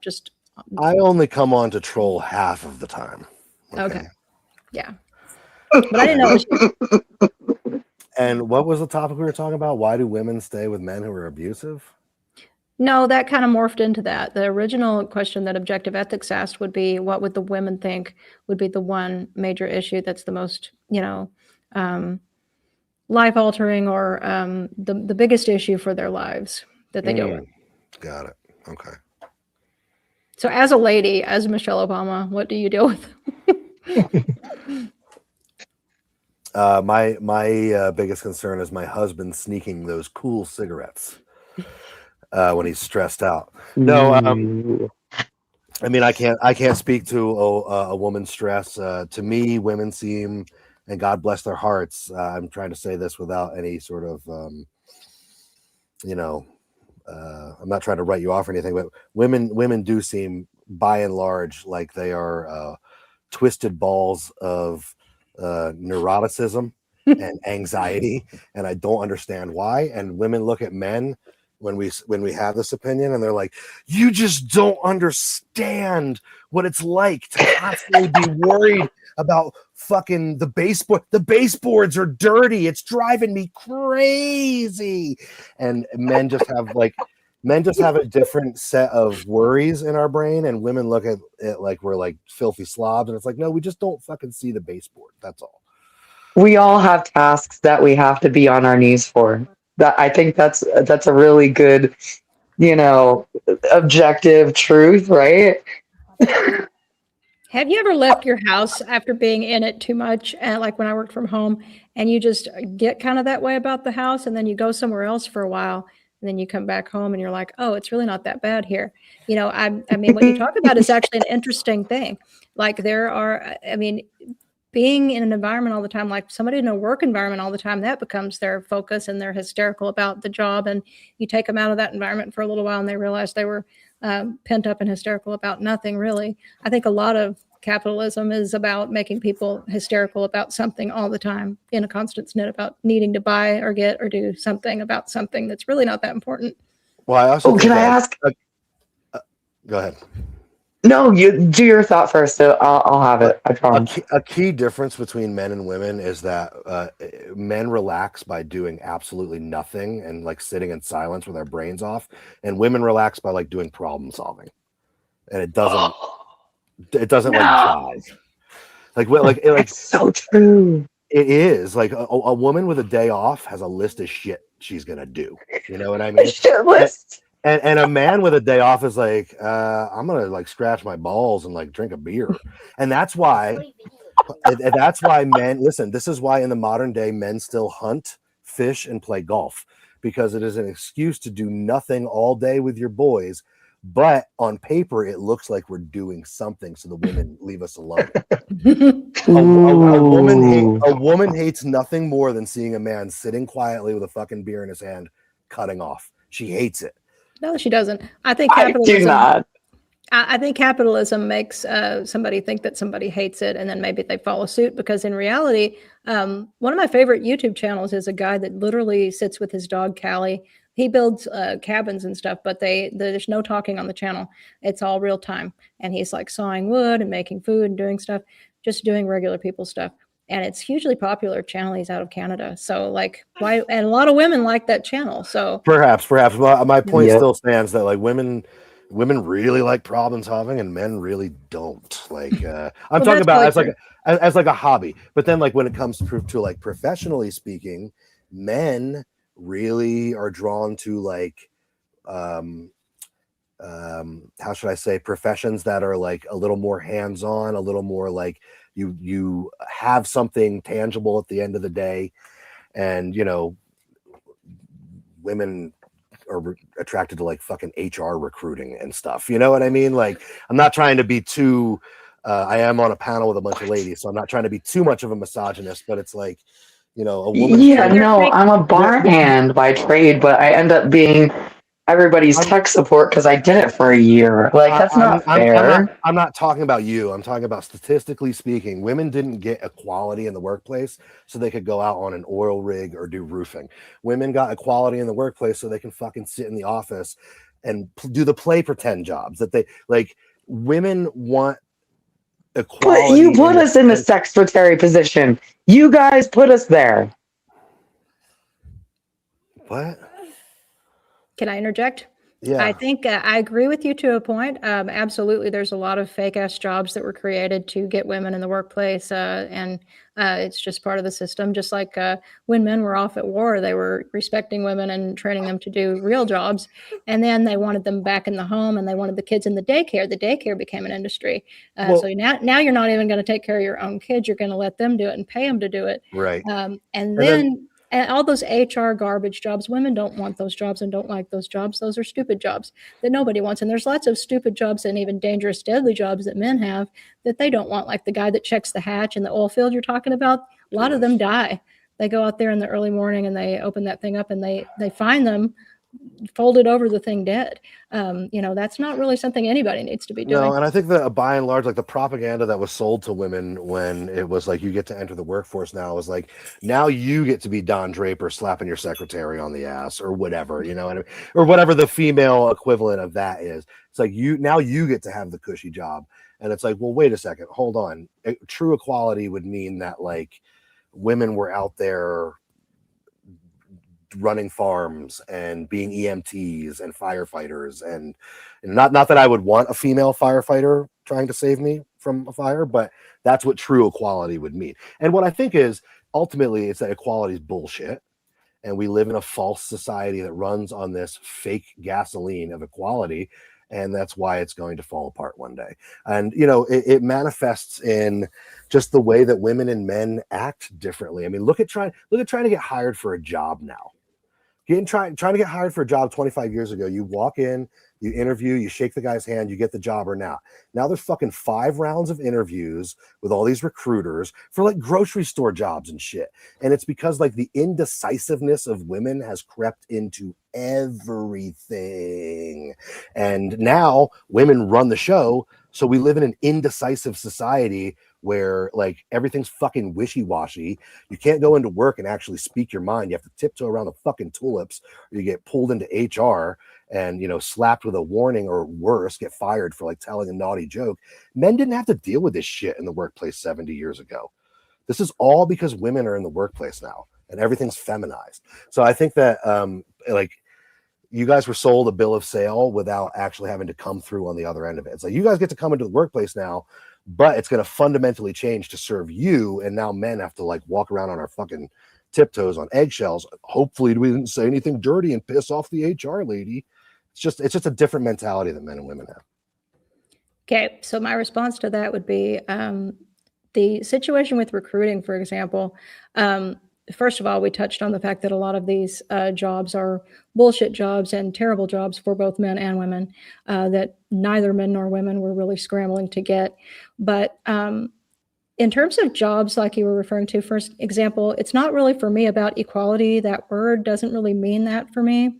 Equality doesn't mean that everybody is the same. Equality just means a meritocracy, that when people want to do something and they're capable of doing it, we allow them to do it based on merit. Yeah, but women are the last people that need to be or should be put in charge of meritocracy. You will bend every rule. You will slide in anybody you feel sorry for. And that's why we have the level of competency that we have today, because we don't have the meritocracy. We have women hiring people who check boxes. Let me finish. Okay, I'll let you respond. So women didn't create that system. And I'm going to make that very clear. Everything you're bitching about was created by males, including all of the bad feminism and things, all of the 1970s fake media feminists. What group of males? What group of males? Well, if you don't I'll give you a hint. It wasn't Christian males who came up with this. Let me finish. If you don't think Andrea Dworkin and all of these other people that had producers and agents were set up by male production companies to be the face of feminism, just like AOC is the face of communism when she's not a communist, then, you've been sold a bill of goods. But what women would want would be a just world where if they want to do something, they can do it, that they're capable of doing. And there are only a few women who could be firefighters and be successful at carrying somebody out of a building. Nobody's interested in arguing that point that's got any sense.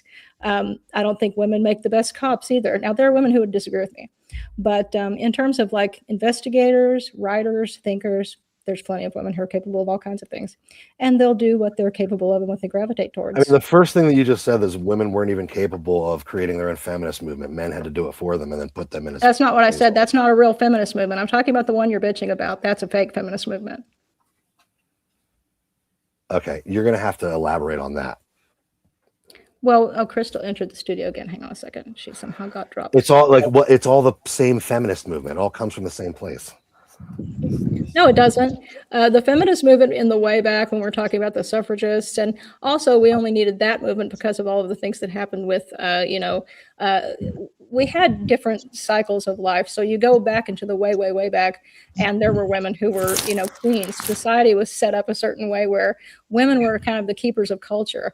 There wasn't even this issue with men and women having a problem with their roles. No, this was all created in the 50s to get women to do drugs and divorce their husbands. And in the 50s, they wanted the corporatocracy that we see now, where femininity was turned into this silly thing where men insult women all the time. And then women are pitted against men because of that. And your role is nothing but a dishwasher and a sex pot. And in the way back, women were seen as, like I said, keepers of culture. And they had their skill sets, and nobody would have a problem with a woman writer, a woman thinker. And women were leaders of plenty of things, the things they were capable of leading. I mean, Cleopatra was like 3,000 years ago, and women have always been participating. Like you said, I think we actually probably are heading towards some kind of agreement here. I don't even really know what we're disagreeing on in particular. We don't disagree if you really get down to knowing what people really think. Men and women actually kind of know how to coexist. They always did if people didn't interfere. Corporate, I think you're right. I mean, corporate. There's so much money to be made off of atomizing individuals and separating men and women from one another. 100%. See, look at that. Look how easy we did that. I have a theory that men and women really don't even, except when we're really horny, we really don't even want each other around. But we do need each other, and society needs us, and families need us, and countries need us. And there's always been this Venus Mars thing going on between men and women, going back into antiquity. It's in some of the earliest writings of humankind. And then and we've kept each other in this symbiotic relationship together. And then in like the last 100 years, it all gets shattered by these modern secular notions, by the way, of what men and women are or aren't or supposed to be. And it all comes back to us spending more money. They don't want more women in the workplace because it's the right thing to do. They want more women in the workplace so we have more taxpayers, more consumers, more people buying shit. It's the same reason that they want to flood the country with illegal immigrants. It has nothing to do with creating a better life for these people. It's about propping up the GDP, which requires a constant population growth. Yeah, it's usury of those people, first of all, in terms of, I remember Robert Kennedy going around saying, it's not racist by any means to be interested in protecting those very people. They are being victims of human trafficking and the labor abuses. So you're also protecting them when you actually speak out against the immigration process not being what it should be. Well, okay. I mean, give me a few minutes. I gotta go beat my wife. I'm gonna take. No, I'm just kidding. I have to do a few family-related things. I'm gonna listen off the air. Don't drop me from the panel unless you absolutely need to. I'm just gonna mute myself and walk away. Thank you. I'm staggered by the lack of self-awareness this fool has. I understand he's an overgrown child that likes to play with toys. Still, he's got to be at least in his 30s. But I came up here. I'm 41. I'm 41 actually. Oh, that's not saying anything. What is the one actually thing, worse? I said, brother, shut your fucking mouth. I asked the women on the panel, what is the one thing that bothers you as women? And the very first young lady spoke up and said, I don't like to be stereotyped or categorized into an entire group of just women. And you fucking come up here and like, the problem with women is women can't be in the workforce. Women can't be this. Women can't be that. Well, if you would actually listen, if you actually listen to the words, which I did listen to the words. I literally listened to you fucking group all these women together. Actually, if you had listened to the words, you would have heard that I did. After she just said, I don't like to be grouped together with all women, and you literally up here, women this, women that. Well, I made a big deal out of making sure to not categorize all people like Jesus that. Christ. Okay. Do you have any other fucking complaints and grievances? That's well, no, not in this conversation. I think that's pretty much that. Other than the stupid shit that I heard you saying about women shouldn't be in the workforce and misunderstanding why women are in the workforce. I didn't say anything about women not being in the workforce. There's no dichotomy. There's no dichotomy about whether or not women could or should be in the workforce and what the role of women. There's no role of women. It's not even the words that I said. You can't. These are stereotypes. No, these are stereotypes that people put onto men and women. Men and women are human beings, and psychology has shown this over the years that we're not different. No, not categorically. No, we're not. Other than we have biological differences where other than all of those cascading biological women have eggs, hormonal differences. It doesn't affect personalities like you're talking about. There can be very emotional. Absolutely, women have a 4-stage phase that they go through every month, where their personality changes in each fucking stage, man. This is what the science tells us: is that there can be very emotional men, there can be very intelligent, very grounded women, very analytical women, very scatterbrained men. It has nothing to do with whether they're a man or a woman. It has to do with so many other elements that affect your personality. Okay, all right.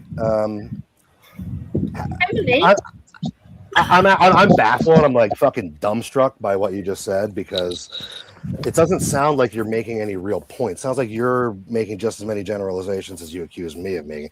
I'm the one that has decades of experience with women. I mean, do you have decades of experience with women? Do you have a wife? I do. I just celebrated my 25-year wedding anniversary. You've been with her for 30 years.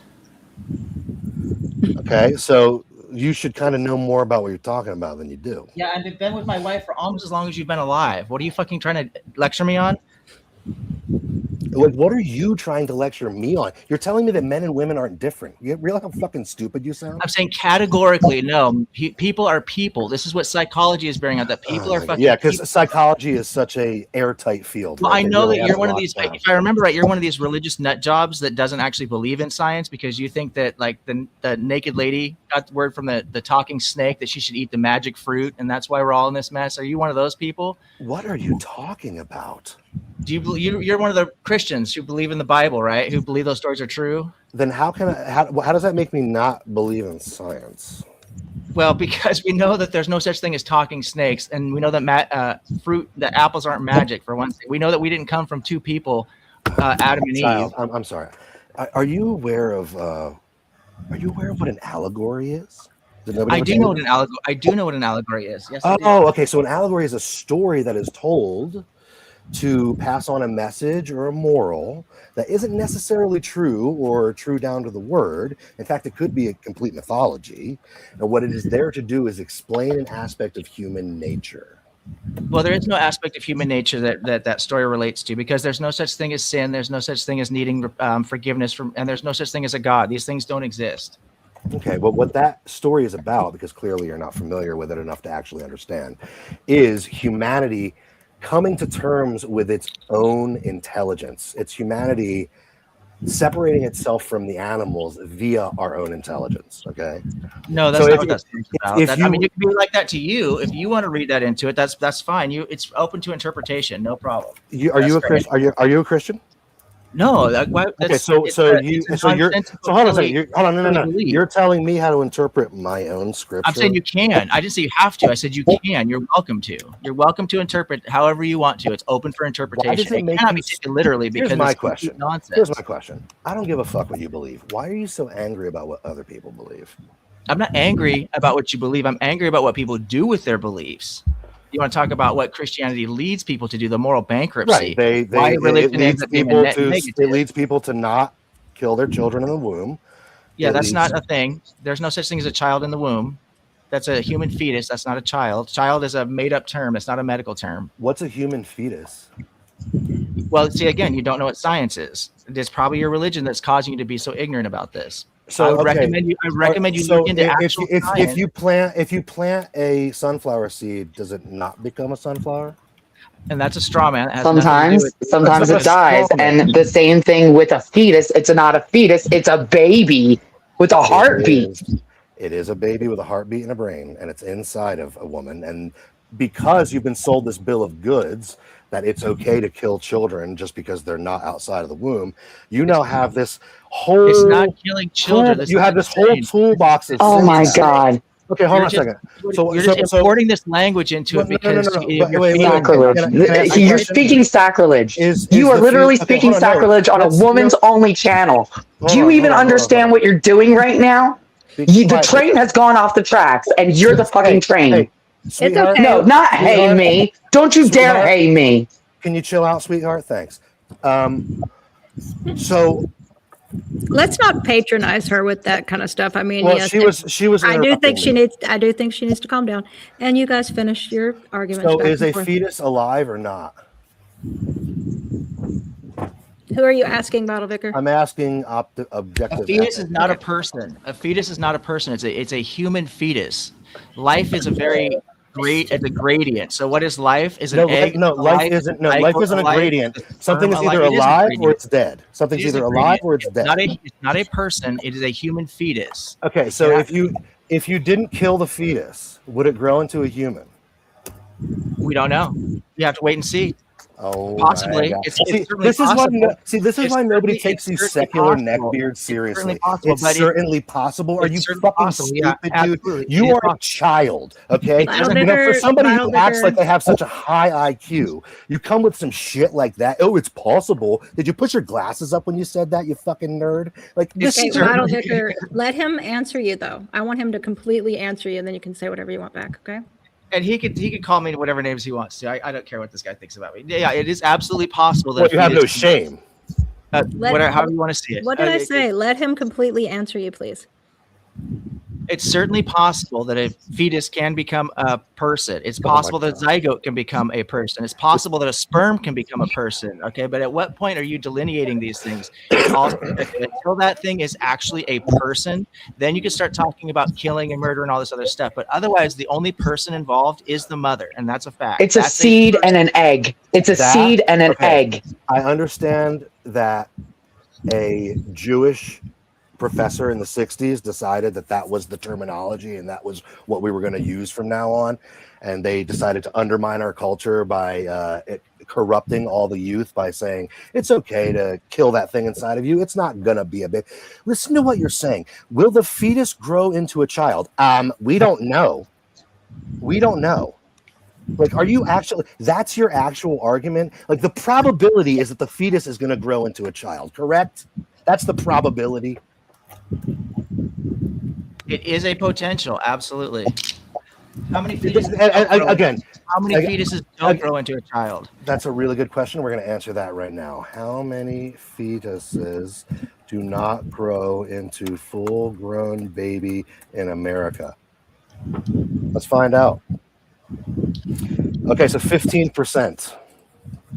15%. But if you were in charge, it would be 100%.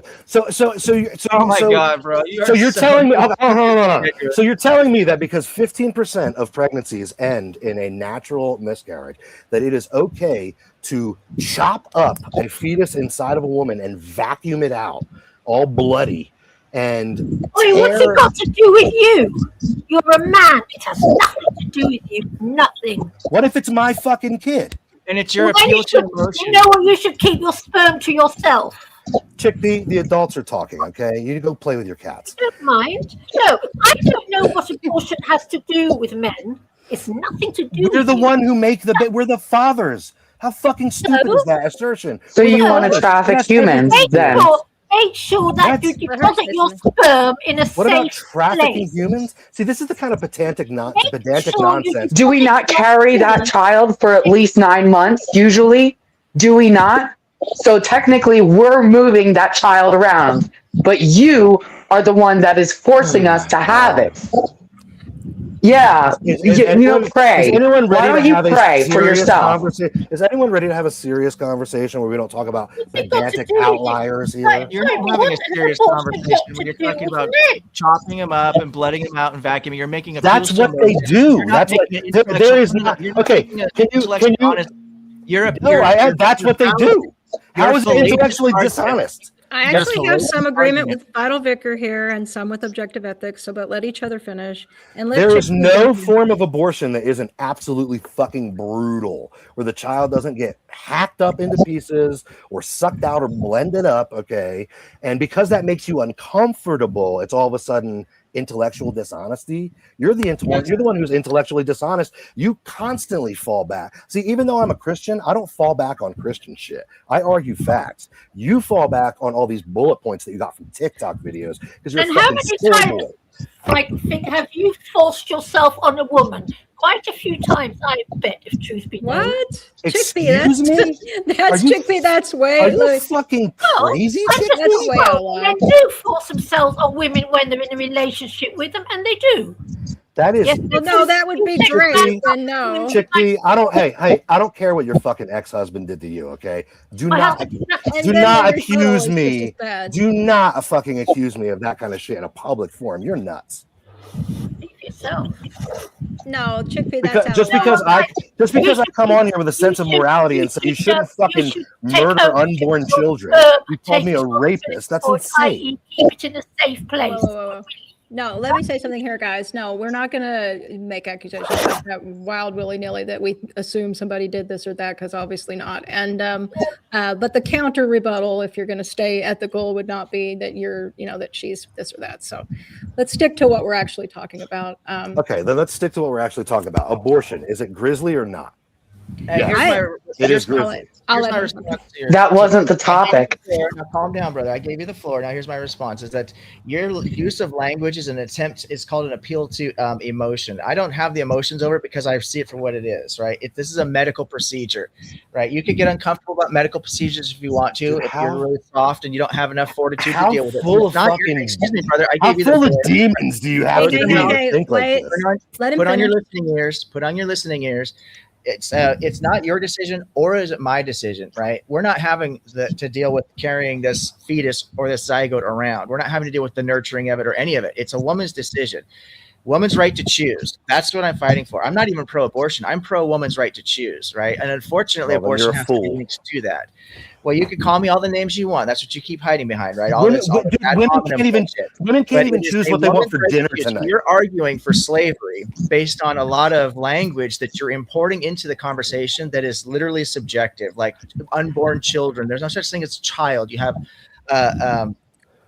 an adult. Can you name the trait? What's the trait that separates a fetus from a newly born child?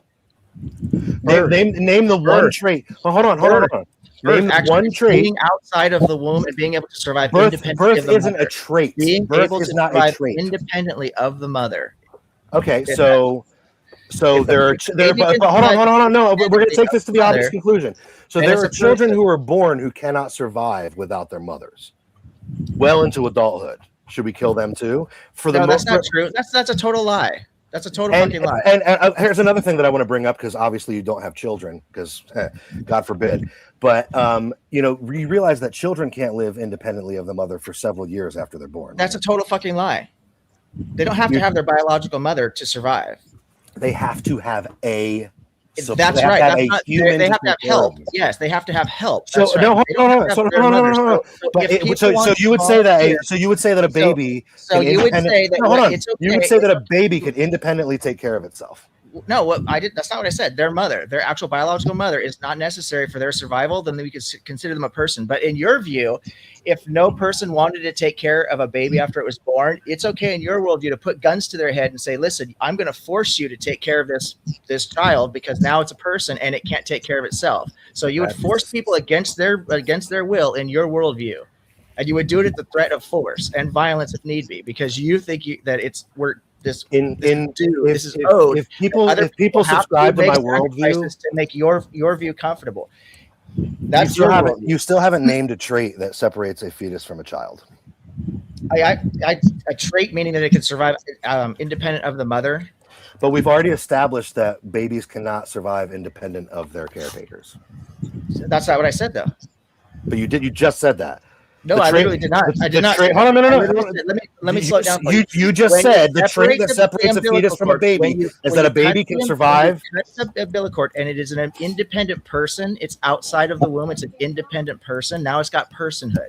That's the trait. So that's the trait you're looking for, is that they've cut the It's umbilical cord. Now personhood. it's Now you're not that he talking can about a survive person. independent. Now you're changing your words Yes, up it because what is. you That's said exactly before the is argument, bullshit. that it is a person when it is an independent person. If it's not an independent person, it's not a person. The mother is the only person. I mean, I have children. They're tiny. They're not independent people. Well, you see them that way. You probably see them as your little slaves. I'm sure you do. No, the words mean things. Independent means you can do things on your own. You can survive on No, your it own. doesn't mean Children you can do things on your own. children by you are definition are individual. dependent. No, it doesn't mean you can do things on your own. It means it can be used that way, but it doesn't have to be used that way. That's another fallacy on your part. It's called the dictionary fallacy. Can you make an argument without The dictionary fallacy, i.e., words have meaning? Come on, dude. How about this? Go through an argument without falling on your gay fallacy shit. Like, try to make an argument that's not fallacious, and I'll do the best I can. I do kind of wonder why, not just you, Vital Vicar, but a lot of people who will swag Christian will talk the way you do. They're real quick to call someone a fag, real quick to do this kind of stuff and get angry. I'm just a bro. I mean, I argue with dudes and we talk like that. Okay, but I mean, it's like, it does negate, like, I agree with some of what you're saying, and I agree with some of what objective ethics He's is literally saying I can't appeal to the dictionary. That's fucking retarded. Well, let me tell And you it what I deserves to agree be with. called as such. I want to throw my opinion in here just to make a point. So I agree with you about some of these abortions, and it goes back to the corporatocracy. Some of it is actually just to harvest body parts. I think that's disgusting. I don't want to live in a society that wants to do something like that. I've also seen video footage of situations where when you're talking about a later term abortion, you have the scissors being used and the at that point, baby is moving away. Also, we know that in early stages of pregnancy, the child can feel more pain. I think that's an ethical issue. I think a being that's feeling pain and doesn't want to feel pain, that's a problem. So I'm anti-abortion on that in that sense. It is completely rhetorical to say that a fetus is not a person because it hasn't been born yet. That is words that have just been, that's just chosen meanings for words. You can choose to define those words however you like, and leftists like objective ethics love to redefine words on the fly, like racism. Well, personhood also has an actual definition. Independence has an actual definition. For example, independence is not relying on, controlled by, influenced by another person, entity, or thing.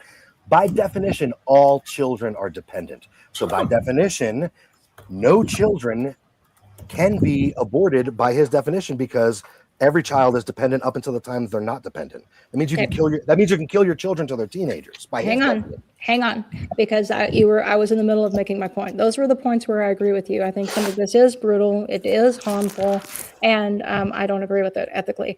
The flip side is, like I saw that story about that woman, for example, early in her pregnancy, she knew she'd been exposed to that drug that would make your children be born horribly deformed.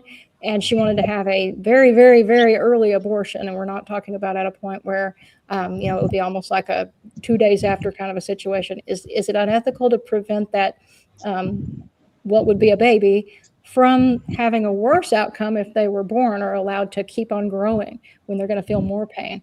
So this is where I do think that perfectly reasonable people can start wondering, like, is it ever okay to terminate a pregnancy? And I think the thought should always be, yeah, if it's necessary and you could do it in a way where you're not causing suffering. There are instances where it is acceptable to terminate a pregnancy, but it's not most instances.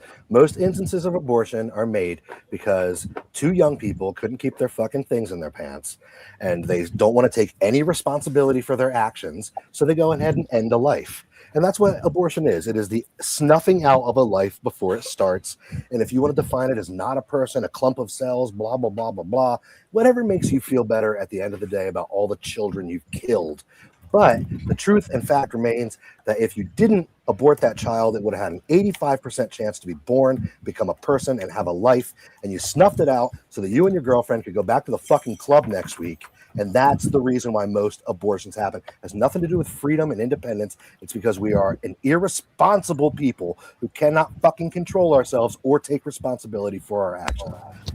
So you don't actually have a principle. So it's okay to abort in some cases when you approve it, but it's not okay in situations where you don't approve. My principle is it's a woman's right to choose. My principle remains at the foundation of my belief. So you don't have a principle. No, you're once again making assertions about something because you have no nuance. You literally just said that nuance is something that you use to go on a case-by-case basis. You literally just said it's okay in some cases to have an abortion.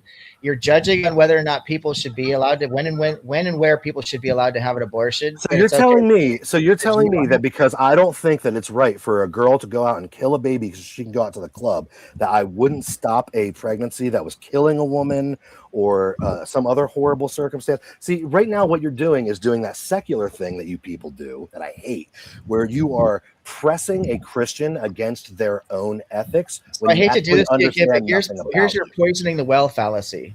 Can you make an argument without committing a fallacy? Can I make an argument without you pulling some stupid fallacy? Do you know there's like 36 fallacies, dude? Yeah, and you know that I don't have to use any of them. I don't have to engage in any of them to make an argument. If I gave a fuck about learning the fallacies, I would probably catch you in them all the time. Fallacies are simply arguments that are made that are more open-ended that you can't like refute. So you make it like, oh, he appealed to the dictionary. That's a fallacy. How is that negative? Oh, he appealed to authority. That's a fallacy. See, nerds like you made up. I'm sorry, I didn't mean to say that. Guys like you made up fallacies so that you can shoot down logical arguments that make sense without having to argue against them. That's a problem, brother. You're not making a logical argument. That's why it's fallacious. Your logic. You're not connecting. What is illogical about what I'm saying? Killing a fetus in the womb is taking a human life. You're snuffing out a human life when you do that.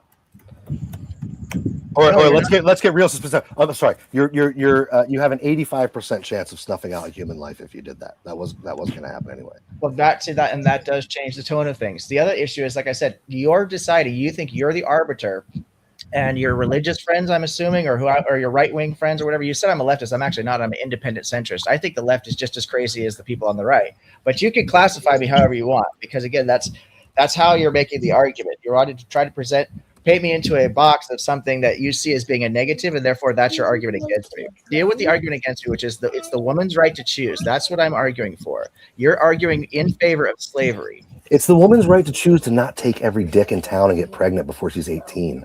It's not your right to. It's not your business. At that point, she needs to take responsibility for her actions. No, brother, it's not your business to tell women how many dicks they can and can't take. It's not your fucking snatch. It's not your fucking dick. You don't have to worry about it. What'd you say? Oh. Yeah, I mean, okay, sure, if that's what you want to say. So it's a woman's right to choose, but it's not the baby's. Like the kid has no say in it. Kid has no rights. No, a non-person doesn't have rights. There's no inherent rights. We give rights to. Hey, is a corporation a person?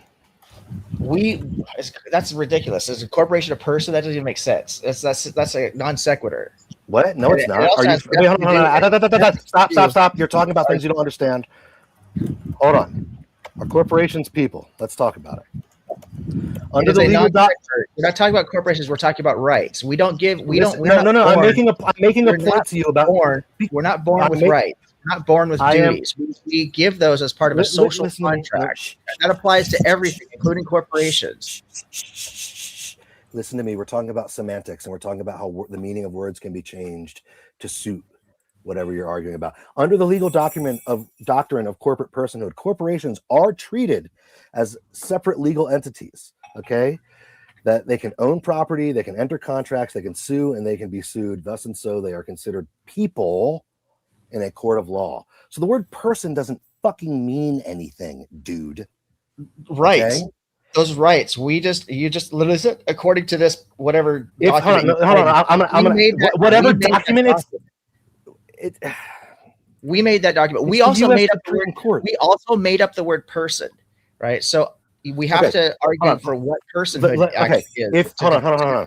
Whether or not let me ask you. I'm just going to ask you one question, and then I'm going to be done because I have to actually go take care of my little people that I've made. If you have an abortion and you kill the fetus, does that result in the end of a human life? No, it results in the end of a potential. All right, cool. Person. All right, you've shown me everything that I need to know about what you believe in the world. You are you don't even make sense with yourself. I ask you if you kill a fetus, does it end a human life? And you go, no. Yes, by definition it does, because that fetus was going to grow into a human. 85% You don't know. chance. Well, you don't know that. 85% chance, dude. There you go. You've already established that you don't know that. First of all, All I'm right. talking about Listen. the person. Will Listen. it grow to become? If it makes you, I'm sure that all the women in your life tell you that they really love the fact that you are all about their right to choose. I'm sure that they tell you on the surface that they think that you're such a good guy, but they actually are getting the ick about how much of a pussy you are, because a real man would say, lady, you made that baby. You're going to take fucking responsibility for that baby. I'm going to raise it. I'm going to pay for it. I'm going to take care of you guys, and we're going to have a family together because we made the choice to have. Bro, you don't know what a real man is. You've never seen one looking back at you in the mirror. You have no fucking idea what a real man looks like. You sound like Elliot Page. Don't fucking tell me what a real man looks like or does not. Okay, you sound like a little girl trying to pretend to be a baby. I just did tell you. Listen, did he drop? Oh no, somebody else dropped. Listen, I'm the kind of man who doesn't need another guy to tell me whether or not I'm a man. I know that I am. Okay, it doesn't matter to me what you think. Good for you. If that makes you sleep better at night, you keep telling yourself that. Okay, no. Hey, listen, if it's too much to take care of your family, send them over to me. I'll take care of them. I'm a patriarch. You know what I mean? I'll take care of them. Well, my family's doing quite well, thank you. Oh, I appreciate the offer, though. Thanks. Yeah, okay. Well, listen, one day you'll understand the truth of the matter, which is that you have been led down a primrose path by people who want you to participate in the ritualistic killing of children. And one day you will understand that that was an evil thing to do. And I hope that at that point you can repent to whatever God you feel is necessary. Because there is no God, and there's no need for repentance. That's all a bunch of nonsense that you've been led to believe. And one day I hope you wake up and stop believing in fairy tales. You could be a lot more productive as a human being. Hey, you're so smart that you look at the universe and you're like, this all tumbled together randomly over billions of years. Yeah, I actually listen to what scientists, people who actually are educated in that field, I listen to what they say, and I respect their knowledge. Yeah, and when they change their mind in 50 years, are you gonna go along with that too? You just believe whatever they tell you right now. You're gonna love this. There's the Galileo fallacy. Oh my God! You can't fucking help yourself. Another fallacy that I have to Google. You cannot fucking help yourself. Yes, science has been wrong in the past. That doesn't mean that we need to say we can't trust science now. So that's the beauty of science. Unlike religion, which becomes very dogmatic, and you have to continue to open yourselves up to interpretation, because it's nice that you say, oh, well, we don't take that Adam and Eve story seriously because it's so ridiculous, or literally because it's so ridiculous. Well, you are in this actually a minority of Christians, depending on what period of history you're looking at. There are Christians who took that very seriously. It's the whole Protestant Reformation was about biblical literalism. So you are now taking this more modern view, which we know it's bullshit because of science. Okay. I mean, 60 years ago, science told me that I could smoke cigarettes and be healthy. Oh, the Galileo fallacy. I had never told you could smoke cigarettes and be okay, bro. That was marketing companies that did it. But I know you look up to the Marlboro Man because you probably thought he was really good looking. And, doctors. And you doctors. have some closet feelings about it. See, but even if you think a doctor did, that doctor was wrong. And you know how we know that doctor's wrong? Because scientists just determined that doctor was wrong. That's the beauty of science. Unlike your dogmatisms and your religion, science is open to correct itself, and it's constantly doing that. That's why we know that it's much more trustworthy, because it's much more honest. There's actual integrity. And eventually science always catches up with religion.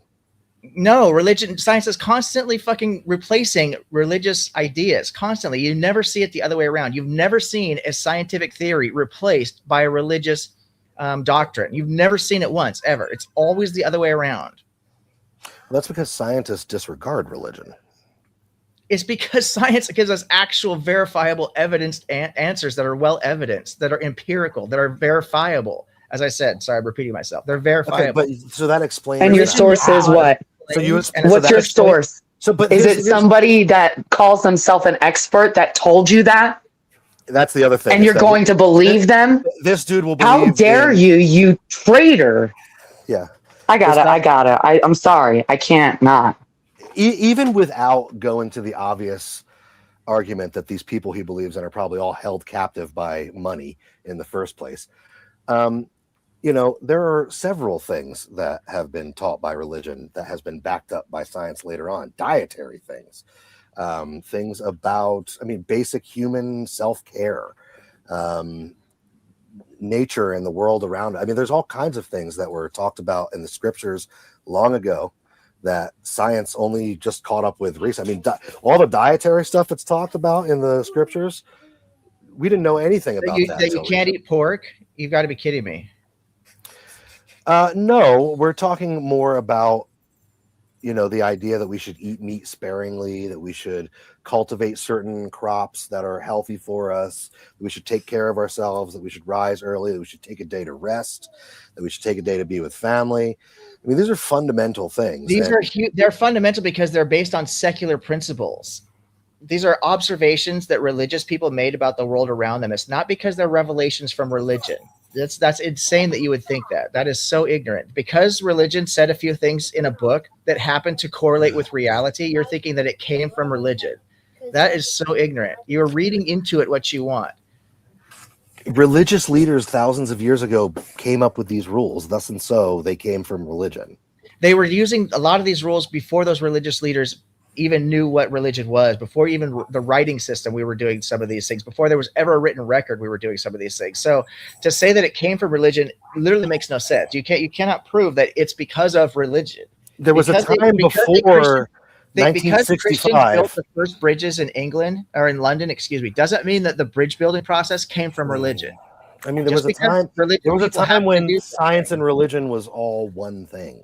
You realize that? Yes, unfortunately, we've moved past that time. We call that the Dark Ages. Okay. All right. I mean, you have a very modern, ahistorical view of things, and I understand that because that's what you learned in college. But you know, humanity hasn't. It's not like it's not like humanity came to this great realization and revelation in 1965, and we've been on an upward trajectory ever since then. You know, history is cyclical. The things that you've been talking about have been talked about many times before. The things that I've talked about have been talked about many times before. But you know, what the difference is that I can sit here and have an open-minded conversation, and the second that you hear about the church or Christianity, you flee. You turn into kind of a coward and start making all these asinine statements about me. And then the fallacy thing, dude, seriously, drop the fucking fallacy thing. Like, nobody in the real world cares about making fallacies. It's how arguments are made, and sometimes won. So you just have to deal with it. Fallacies aren't even encourage you to start making better arguments. You won't have to worry about the fallacy thing. Calling somebody afraid because they don't like agree with your opinion is ridiculous. You can call me all the names you want. You can't even name a trait, brother. You cannot even name a trait. You can't even name a trait that separates a fetus from a baby. You don't even make a genuine argument. You're just repeating shit that makes you feel good. No, it doesn't. This isn't about making me feel good. It's about having a principle. The principle is you have to have a standard. Either you're going to respect. You are a secular atheist. You have no principles. Again, this is all just ad hominem bullshit, right? Your principles are whatever. Your principles are whatever. Can I interject real quick? Principles are whatever please? your college professor told you they were when you were unpacking. Can you name off 3 hardwoods and 3 softwoods? And I'm speaking to the one who wants to be a chemist.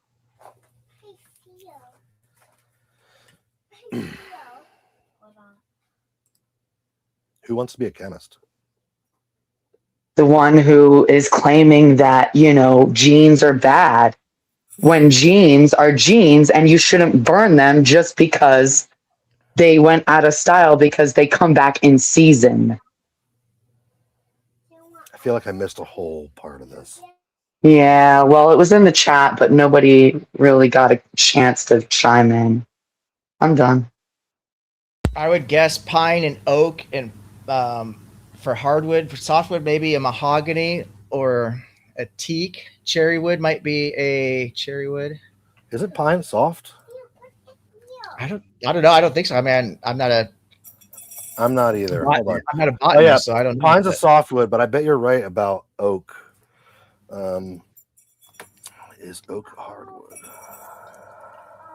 Oak's kind of bendy. Yeah, it's considered a hardwood. That's the kind of stuff that my girl knows. I should know more about that stuff. But you know what? Objective ethics. I want to end on a positive note with you. Can we come to some kind of common ground about something? Yes, I think we could. I think that we could agree that morality is objective, and you don't have to believe in any gods or disbelieve in any gods to obtain morals, because you could live by the virtues. Using virtue ethics as a principle to guide yourself, I think we could agree on that. I'd have to read more about specifically what virtue ethics means, definitionally speaking, but I don't think that we agree on that. I think that we can agree that people can be moral with. I don't think that morality is objective, but I think that people can be moral people without like religious framework. I'll give you that. Fair enough. I could take that as a compromise. And can I tell you that? Can I give you another thing? Of course. I'm gonna drop character for a minute, okay? While I do consider myself Christian and I am studying the Orthodox Church at the moment, many of my pantomimes of being like very strict about it are just for the sake of argument. I am actually very open-minded about what it all means, and I am very aware that I am acting on faith and not some kind of like intellectual pursuit when I study those things. But when I come on here, sometimes I act the fool just for the sake of conversation. So while we probably do have many, many things we disagree on and have heated arguments about, sometimes I am just playing devil's advocate. Not so much in the abortion thing, but we have had other conversations where I have been kind of playing devil's advocate. And I do appreciate the arguments, because even when we disagree, they help me sharpen my knives. And I appreciate that you are a very good arguer, and I enjoy it, regardless Well, of I appreciate the positive energy, and I do want the best for you and your family despite our differences. And I'm very sincere about that. I would be surprised if you stick with orthodoxy, though, given the fact that you have an inclination to use interpretation and possibly personal revelation as opposed to how to interpret these texts, because orthodoxy is orthodoxy for a reason. And I don't think they're going to agree with that view very well. And then again, maybe orthodoxy is making some more modern changes. Churches tend to do that. They're pretty rigid. And, but the thing is, I do feel, I don't know. I do feel very at home there. But anyway, I do have to go off the panel and deal with bedtime and stuff. My kids are literally yelling at me.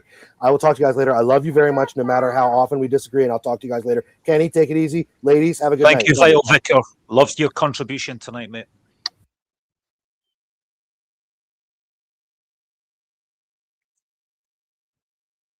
Emily.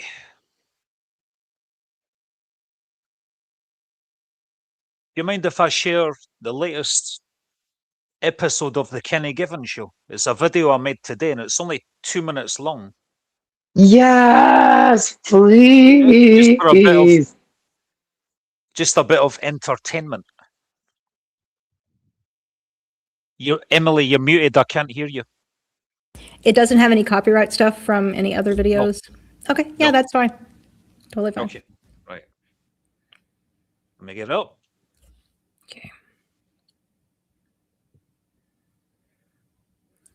And then how do I put just you and I remove us? I guess I just remove everybody else for a moment.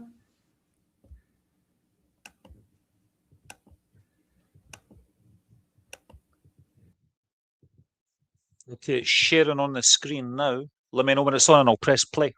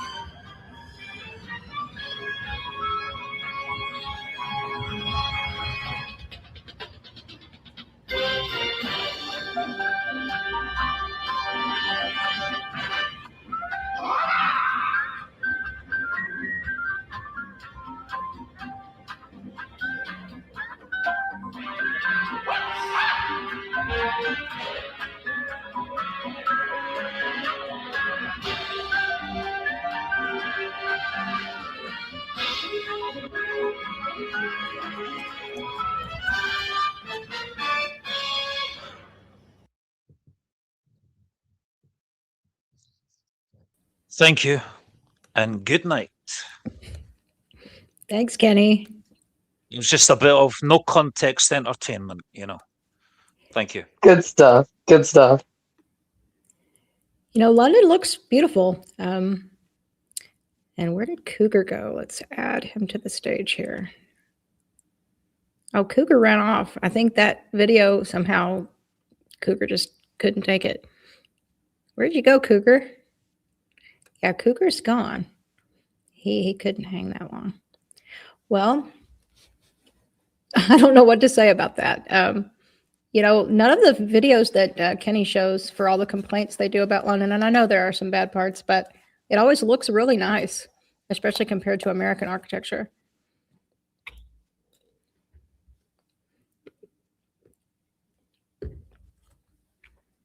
Yeah, no, I was totally distracted. I was definitely distracted. It was a pleasant distraction. No worries. Yeah, I wondered what Cougar had to say. Cougar split, you people are stupid. Okay. Well, I mean, it's not like that was my video and it was just a video of someone walking around. I had no knowledge of what the video would be. So yeah, I don't think we can make a intellectual assessment based on a video of someone walking around a bunch of buildings. London has amazing. Well, it's safe to say. Right. And it's just the people in the underground.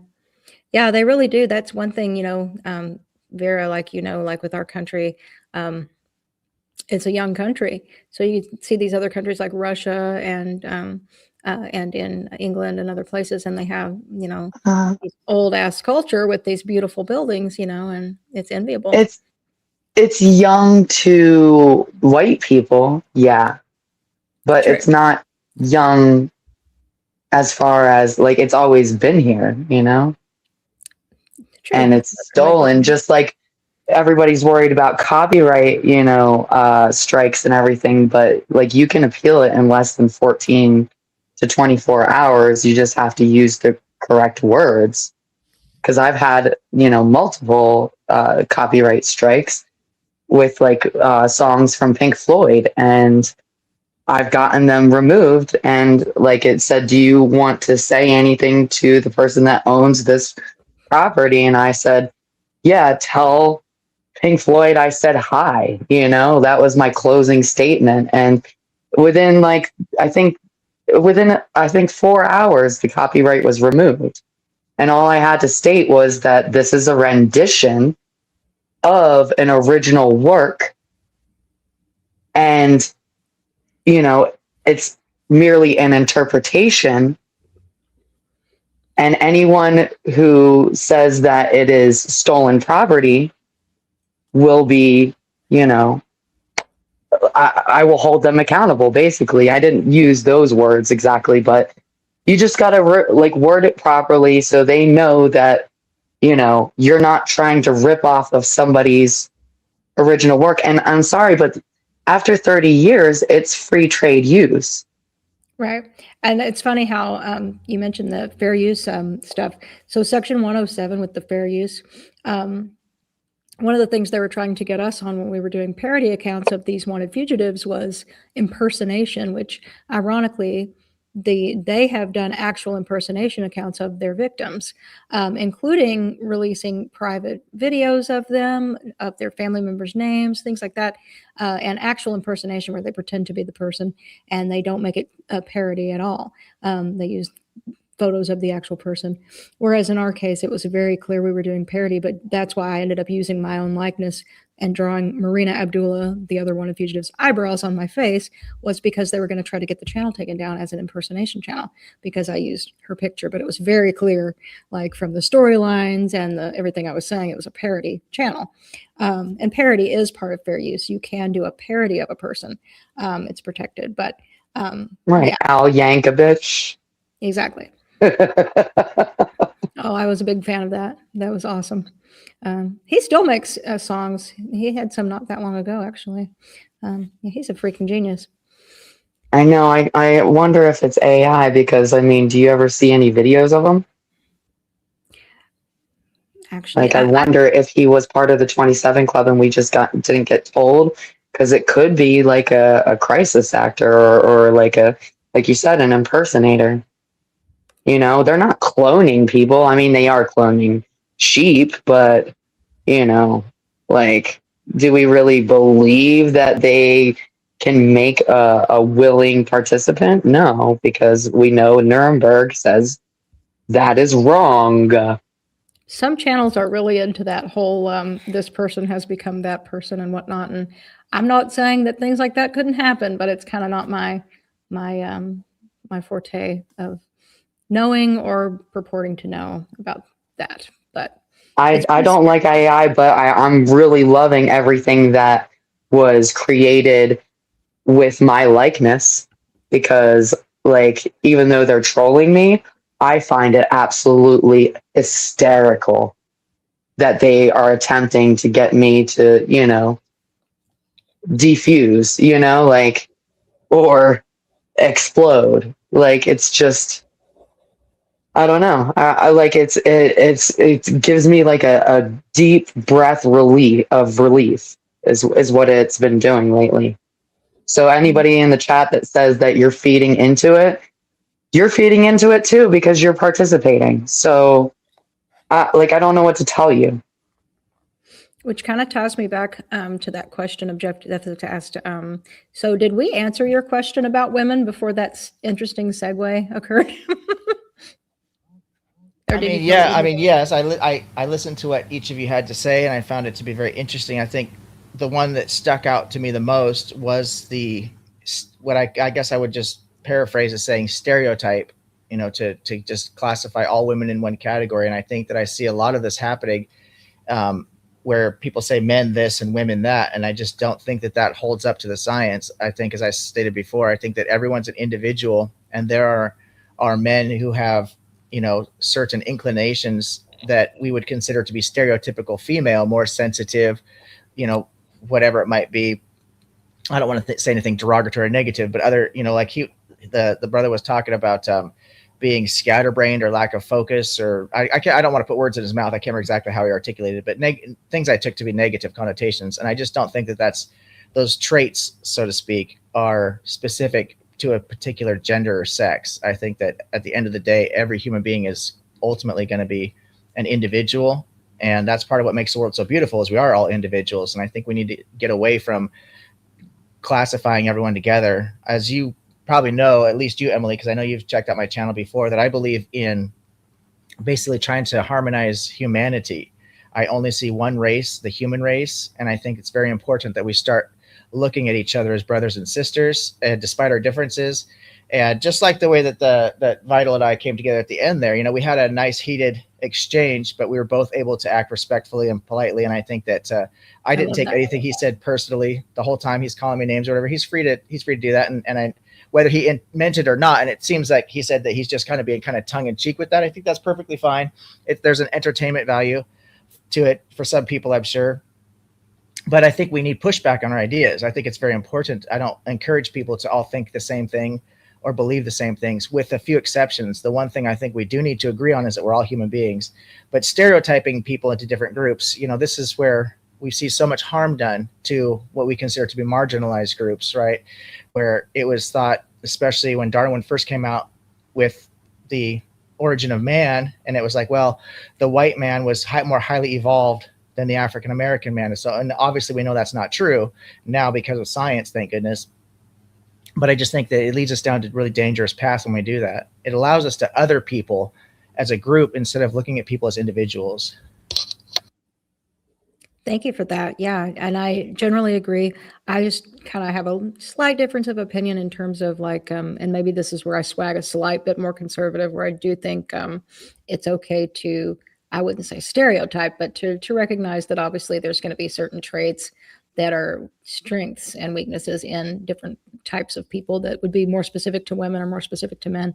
I don't think it's harmful to recognize those, but in a meritocracy, you do look at each individual and what they're capable of above all else. So, and I really love that heated exchange followed by human exchange when you get off of the idea and onto, at the end of the day, he recognized that you want an ethical world too. And I think that's what it's all about, So I'm kind of thinking of wrapping up if everybody's cool with that. So it's kind of time to maybe make those final statements. Who would like to go first? I'll just jump off the panel, let you ladies have the final words, but I'd like to thank everyone for their time today, and I really enjoyed listening to you. Thank you so much for letting me up here. Thank you for coming by. I appreciate it, and I enjoyed hearing you speak. Have a good one. And who would like to go next, Crystal or Battle Axe?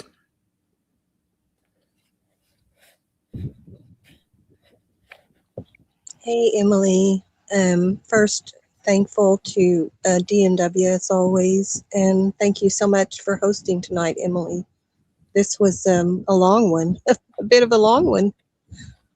Yeah, my pleasure. And when we had it all to ourselves, we kept it rolling because you have a lot that you can talk about, and I'm so glad you got to showcase your wide range of knowledge, and I really appreciate you. Oh, well, thank you so much. Yeah, it was nice that we did get to talk one-on-one without anyone else there for a while. No offense to anyone else, but all right. Well, I will take my leave, and much love to everyone, and everyone take care. You as well. Have a good one. And Vital Vicar, are you still around?